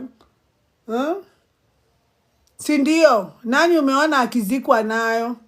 Sindio? Sindio mouthing. Wacha nikuambie, Vero, mouthing. Sasa, usipojifundisha kuacha hiyo mouthing saa hii, uanze kujifundisha, especially, the best way kujifundisha kuacha mouthing ni uanze na wale watu sio lazima urespect. Wachana na wale watu lazima urespect kama boss wako. Hiyo huwezi jua. Wale watu unafikiria si lazima urespect, kama msee wako wa nduthi, kama watch hapo kwenyu kwa gate, kama ule mtu anakubebeaga mzigo, mtu wako wa mkono, Anza na hao. Unaona venye mi respect Mose na wezi amini Mose ndiye ananipandiaga hizi maua. Si ndio? Anza na hao. Wale watu sio lazima urespect. Hao ndio watakuonyesha kama wewe ni mtu mzuri. Anza na hao. Wacha kurespect matajiri. Wale watu ni lazima urespect na mheshimiwa wa kwenyu estate. Kwa kwenyu na MCA wa kwenyu. Au na wa respect for no reason. Those ones don't count. Anza na hao. Ndio sasa the time itafika mahali ya kuomoka, mouthing utakuwa umejua kuicontrol. Lakini if you don't do anything about it, mouthing ita-engage mahali ifai. Hata inaweza engage on your wedding day. Ufukuze wadhi wote. Wewe unacheza na mouthing. Si ndio? Hi Alpha, how are you? How are you? Shiko Dennis unasaidiwa na nini? Unajua hapa hivi tunakujenga kusaidiwa na wisdom ya kupata hizo vitu, kuget flow. Unaona? Tunakujenga kusaidia venye utapata identity ya kupata hizo vitu, not to beg. We don't want, this channel does not allow begging, because this channel is about showing your true power. It's about believing that you're powerful. Unaona, and exercising and applying, not just believing. Ni kubelieve na kuapply. Si ndio?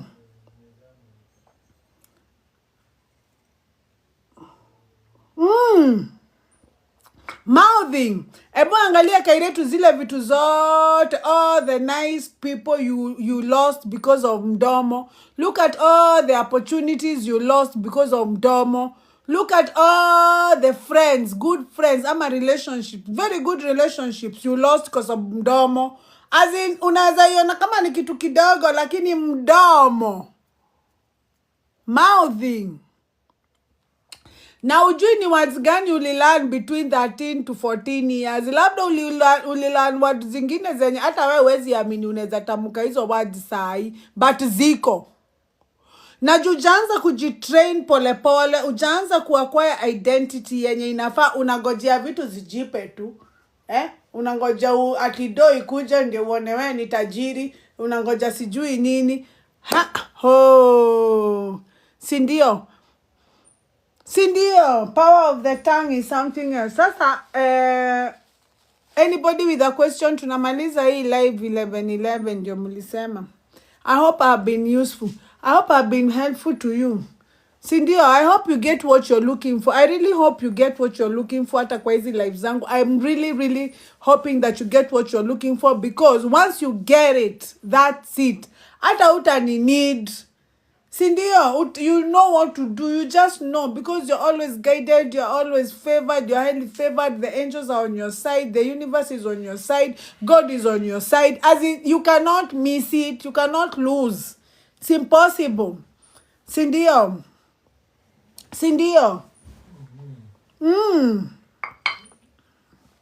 Be inspired. Go there and change the world. Change your generation. Break those generational curses.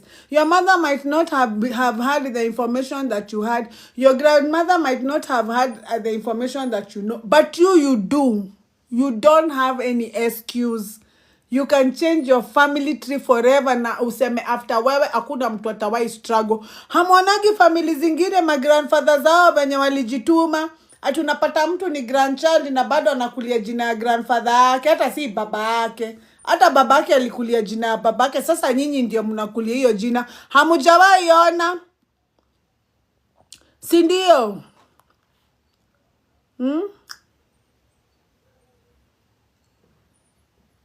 Ati what do you do? What do you mean, Miss Burudani? What do you do? What do you mean? Things just flow. Let me tell you. When it's divine favor, when it is divine orchestration, it feels effortless. Wale watu wenye watakucha kwa life yako, huta need kuexplainia 11:11. Huta need kuexplainia who you are. You don't even need to outdo yourself. You don't even need to pretend to be somebody else. They will come and accept you and love you the way you are. Hizo vitu zenye boyfriend wa zamani wamekuwa kicomplain about you, they will fall in love with those flaws. Ujawahi na mtu kama huyu anapenda mtu, unashindwa huyu mtu anapendea huyu mtu nini, na venye huyu mtu ukula vibaya, anaongea vibaya, anatembeaga vibaya. Lakini kuna mpoa wake anaonanga yeye akikaa Miss Kenya. Hata wezi muondoa hapo. Si ndio? Watu wako. The reason why ukutani na wao ni kwa sababu you're very busy ukiforce outcome na wenye sio. As long as wenye sio wako available, wenye wanafaa wawezi kuja. Those people, God is not in a business of pouring overflow, wasting blessings. You have to clear those ones for the ones who align with your purpose to come. So if you're putting so much effort on your work, if you're putting so much effort on your marriage, if you're putting so much effort on your friendships, they are not meant for you. That is clear evidence they are not the right people. Now, the fact that you got the wrong people does not mean that is a mistake, or that your life has been condemned for good. It means you're on the road to discovering the real one. Because once you know the wrong ones, the real ones can't miss you. You will know. Utajua huyu ni mreal, juu unajua kitu si real. Umeshamalizana na unreal, sasa kuspot kitu real is very easy. Now you know the difference between a sparkle and a shine. You know a sparkle doesn't shine for too long. You know. So when you see a shine, you know. You know. So be happy. Be happy that you have gone through that struggle. Be happy that you have gone through that hard experience. There is no way you can come out the same. You are better. You know out of 1,000 ways, you know one way that doesn't work. Sindio? When others are struggling with 1,000 ways that doesn't work, you are struggling with 999 ways that doesn't work. Uko mbele. Sindio, uko mbele tena sana. Sana. Sana, sana. Sindio? Sindio, sasa elewa hivyo. Nini swali ingine ya mwisho? One last. I hope nimekujibu. One last question. Another question. Sindio, so you will know. It will feel effortless. You will start making money with the job that you love. Unapata gayani, umeshinda ukicheka and you made money. Now, that's how you know that you are getting favor from God, because it does not feel like effort. It does not require you to be somebody else. It does not require you to be somebody else. It does not require you to wear a mask. It does not require you to fake anything. As in, when you're around the people who have been divine orchestrated by God, it feels effortless. Sindio? No, let me tell you. There's nothing, if you're in a relationship that you feel that you need to do something, that feeling that you need to do something for that relationship to work, you're in the wrong relationship. That is not the man for you. If he's demanding you to change from who you are supposed to be, from who you want to be, so that you can fit his requirement, that is not the right man for you. You are forcing an outcome. Leave him. The idea is to remain true to yourself. Ukiona that man who is requiring you to be somebody else for them to hang around, ni kumaanisha when you are meeting them, they met you as somebody else also. So they are demanding for that figure. They are demanding for that person they met. Because unapata wewe ndio ukatiwe, kuna venye ulijiposition ndio ukatiwe. Unaona, ukaanza kujipeana, ndio ukatiwe, ndio fit hiyo position ya girlfriend. So, huyu jamaa wako alifall in love with a facade, alifall in love with an act. You are acting. Sasa mumeingia kwa relationship, energy ya kuact hauna. So, saa ingine unasahau, una act. Ati what happened, love? Said this one is taking my charger. I told him not to take it and he still took it. Who Moses? Ati kuna mtu anasema hapa ati ni kucheki ya uko sawa. Wewe uko sawa? Siko sawa zi. Ati kuna msensi ndio nilikuwa naambia hapa kama kuchichia yuko sawa, mimi ndiye nafaa kuwa wa kwanza najua jueni Morio. Mimi niko sawa tu nishika. Wanazingua. Mose pia unazingua. Pia Mose anazingua. Si ndio? So utapata wewe you are pretending so much to be somebody else, so your boyfriend fell in love with somebody else, but when you mulifika kwa nyumba mask lazima imeanguka, now you are entirely somebody else. Sasa recognize who is this, recognize what energy is this. Sasa there's a mismatch, lazima muingiane mangumi. There's a mismatch. One is trying to control the other. So unaona, sasa there is no me ile kitu naambiaga madem kabla hujaenda kudate, number 1, identify what you want in a man before uambiwe na mwanaume sasa useme fit. Usiseme fit zote, si sasa zote zinaambiwa fit. First identify what you want in a man. Ask yourself, what do I want in a man? Why am I looking forward to dating? Sindio? Number 1, kama unatafuta pesa. Tuanze hapo. Kama unatafuta pesa,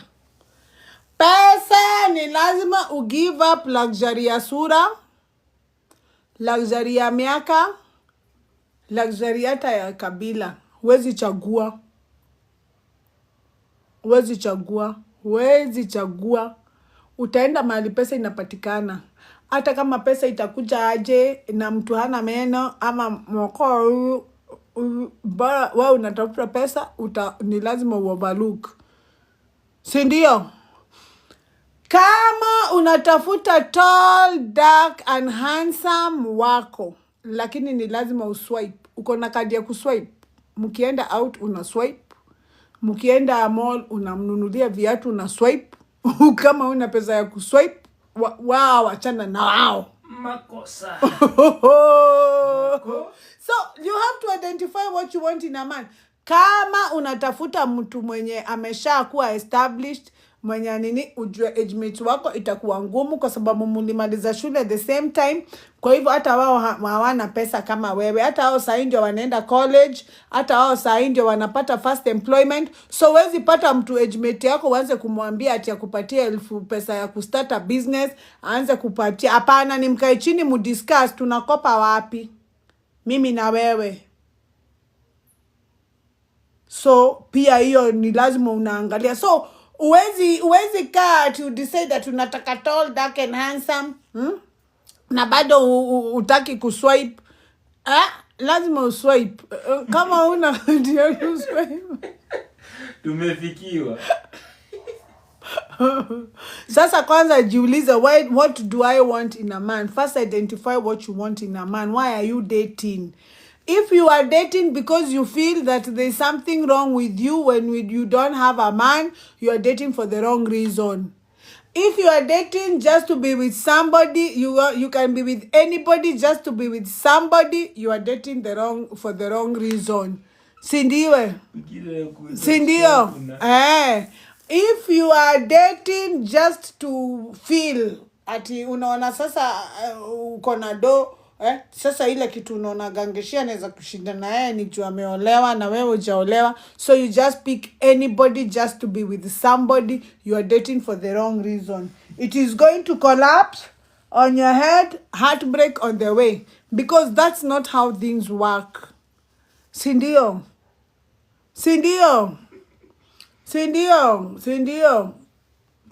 But it is true. Sasa usipoelewa hivyo ati sasa wewe unaenda kutafuta happiness. Understand, happiness is not something you find, it is something you cultivate within yourself. Ask yourself, what do I believe happiness to be? What can I do every day? What duties ama task can I incorporate in my everyday routine that will remind me that I am happy already? Start doing that. Sindio? Hata kama ni kuweka alarm mara kama mimi alarm yangu inaweza lia hata kama mara 5 one day. Ikilia ninajua ni time to check on myself. It's time to come back home. How am I feeling? What am I doing? What am I thinking? What am I expecting right now? What am I doing with my time? Ninachora aje, nataka aje, ni goals gani ziko karibu, ni behavior gani nitaongezea kwa goals hii na hii. Lazima nipange kazi. Sindio? The fact that you feel that you need a job, the need, lose the need to want to have a job. The fact that you feel the need to have a job, it makes you inadequate. The fact that you are inadequate, you're sending a signal of inadequacy. So the universe will send you so many reasons why you cannot get a job. You will not get it. Because it's not about what you want, it's about what signal are you broadcasting at this moment. So unatafutaga kazi ukijuaga utapata. Kuna party yako inajuanga utapata. Si ndio? Ukisikia interview unaenda tu, lakini unajua huwezi pita. Unaenda kubahatisha. Hiyo ndio imetuma ukae bila kazi. Kwa sababu ile energy unatuma ina repel hiyo kazi. Inaweka gap between wewe na hiyo kazi. Because wewe uonangi kama uko worthy. Unaonanga kama the reason why unakosa kazi because you're inadequate. So the world has to prove to you how inadequate you are. Because that's how you create your life. You say it and the universe proves it to you to be true. Hizo vitu zote unaona zinakufanyikia kwa life yako, it is the universe supporting your thoughts. Simple. If you change your thoughts, then you will get different support. Simple. Si ndio? So wewe ndio unaweza pata kazi, lakini change your attitude first. Sit down and ask yourself, natafutaka kazi nikijuaga nitapata ama sitapata. Utapata wewe mwenyewe, hata huamini unaweza pata kazi. Na ukipata huamini unaweza andikwa for long. Unajuaga utafutwa tu. Unajuaga tu unangojea miezi 2 ufutwe tu. Si ndio? Unajua tu. That is the problem. Bye. See you. Tusemeni the grace. Imefika 23. Ama kuna mtu anataka kuniuliza swali. I'm so happy you guys are. Kuna mwenye ameandika hapa message mingi anasema about dream. Which dream? Sijaona. About dream. I wish you good luck. And I really hope whatever you're seeking you find in this life of mine. I hope nimesaidia mtu. Think about what you're thinking about. Sit down and ask yourself, what do I believe to be true? The life that you want and you, the only thing in between is your belief. Any belief you believe about yourself that is not supporting you, that is not motivating you, drop it. Hata kama itakasirisha nani, wacha watu waende wakiendaga, wakikasirikaga, ni sawa tu. Mimi naogopa fulani. Sasa unaona popo. Unaona? Sasa ujue, sasa the problem is that you are telling your brain that you're incapable. Unaona ni kama huwezi pita hiyo mtihani, ndio maana unaiogopa. Kuna part yako ina support your behavior kwa sababu una avoid embarrassment. Una avoid failure. Una believe failure is opposite of success. So unaona ukifail mtihani moja umefail kwa life. Wewe na success hamtawahi onana. Sasa huwezi fanya hiyo mtihani. Hapana, na hata ukifanya lazima ufail until you change attitude. Si ndio? Si unaona Sheri, si unaona Washira, si nimekuambia unaamini tu hawezi kaa. Unajua tu hii hata umefanya budget ya 2 months, mshahara ya 2 months, unajua utafutwa, lazima ufutwe, si unajua? Ukishajua ishakuwa.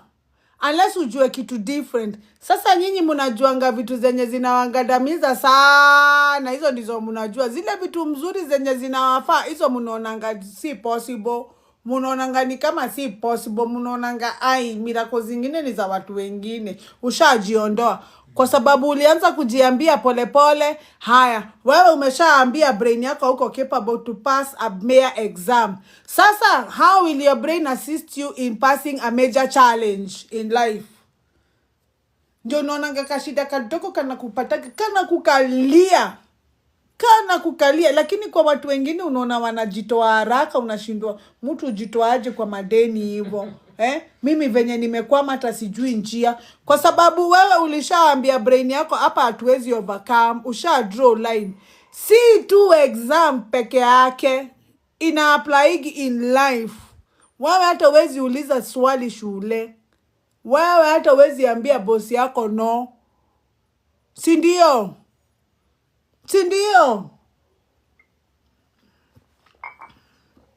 You cannot avoid a negative thought.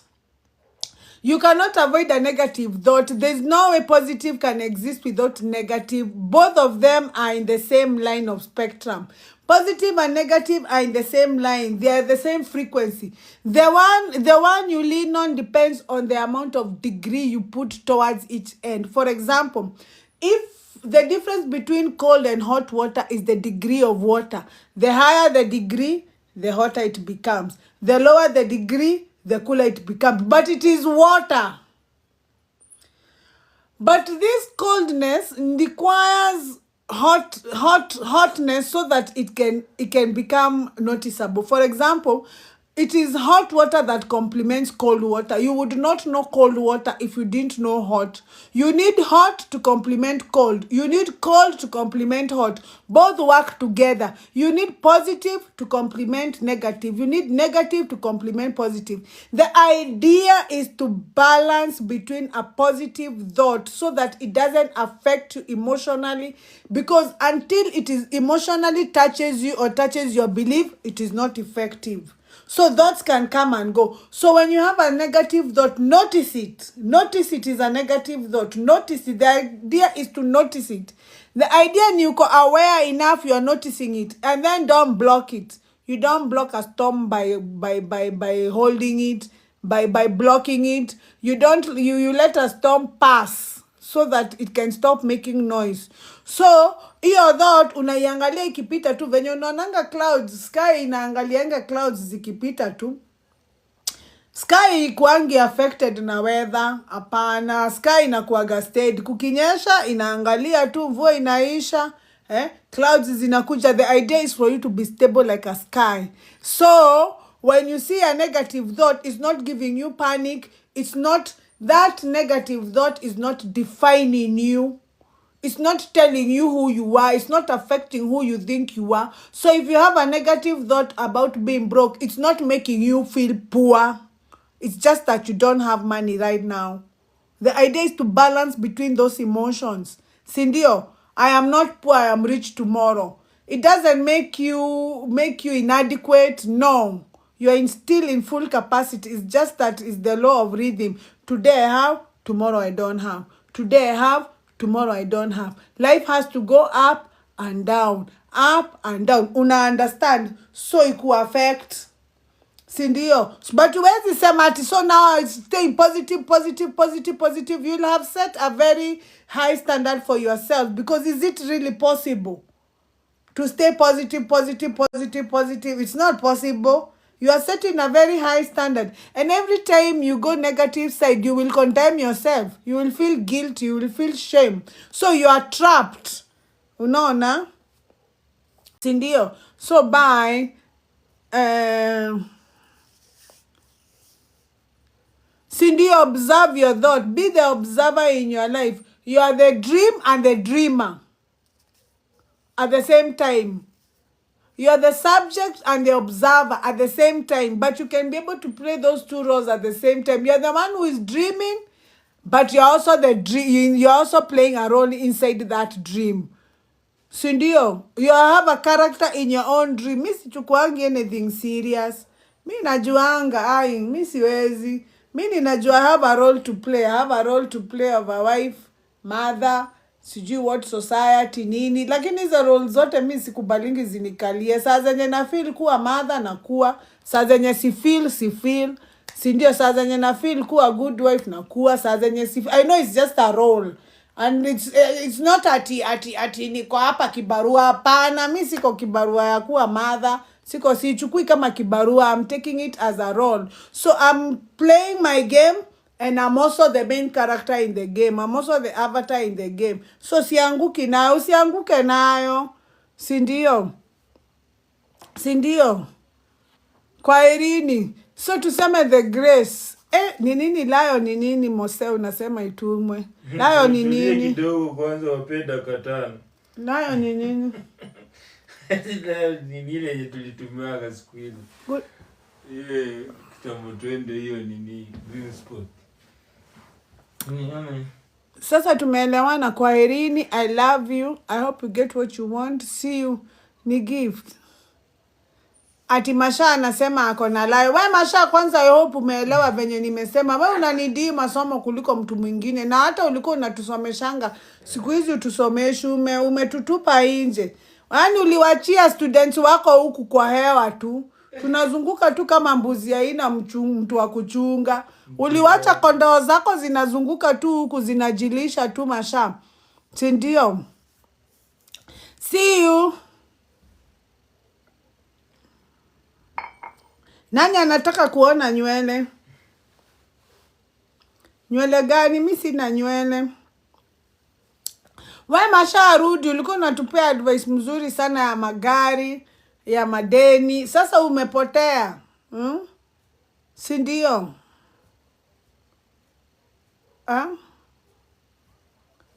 Ni nini? Kwaherini, tusemeni the grace.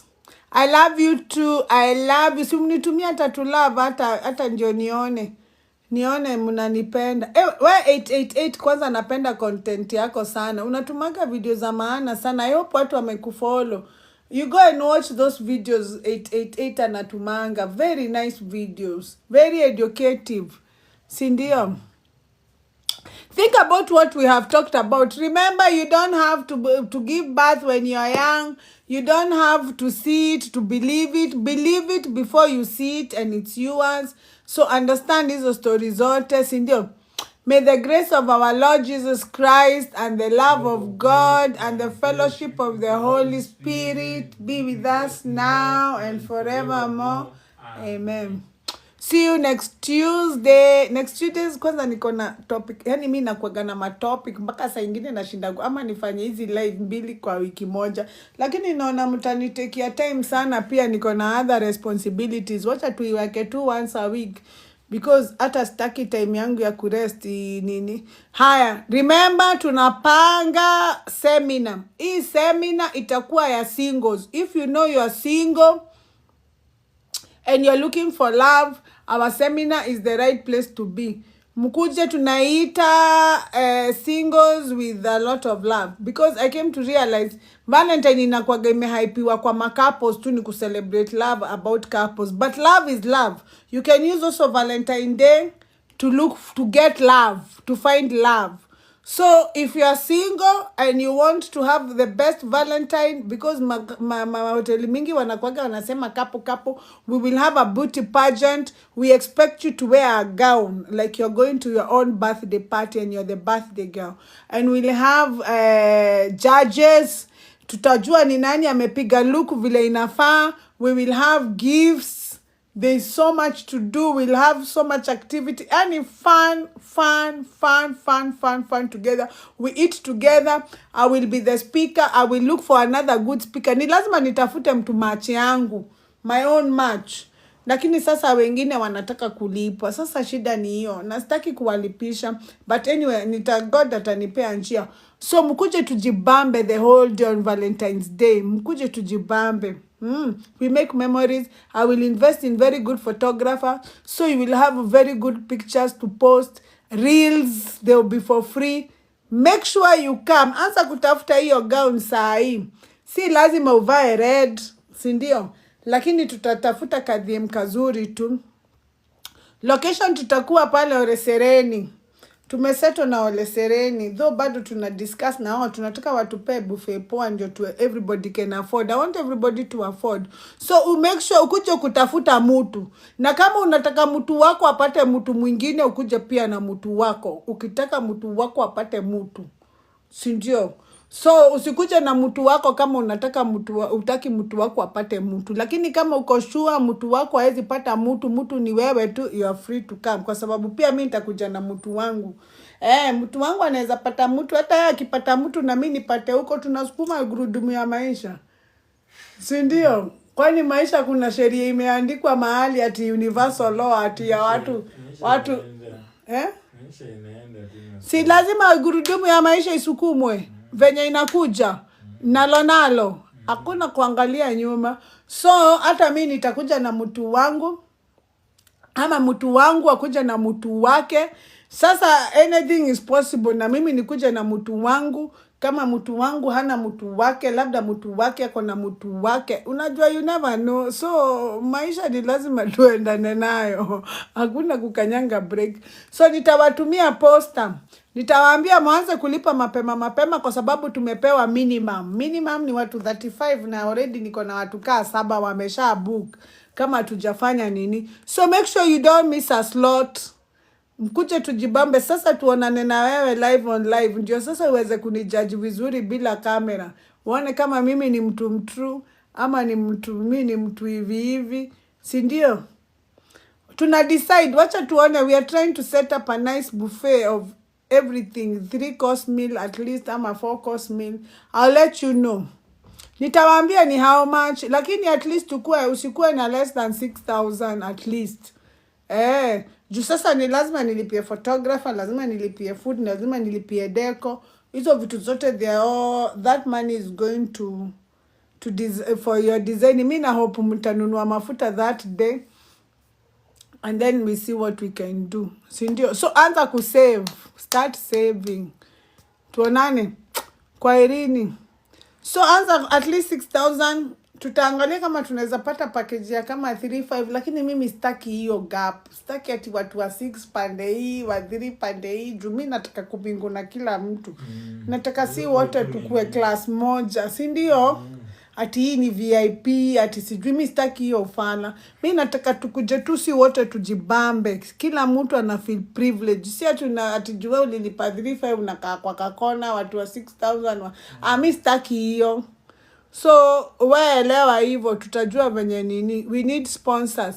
Sponsors wako wengi, inalingana what are you willing to sacrifice. Ni DM Mose. Bye. Na leo muja tap. Bye.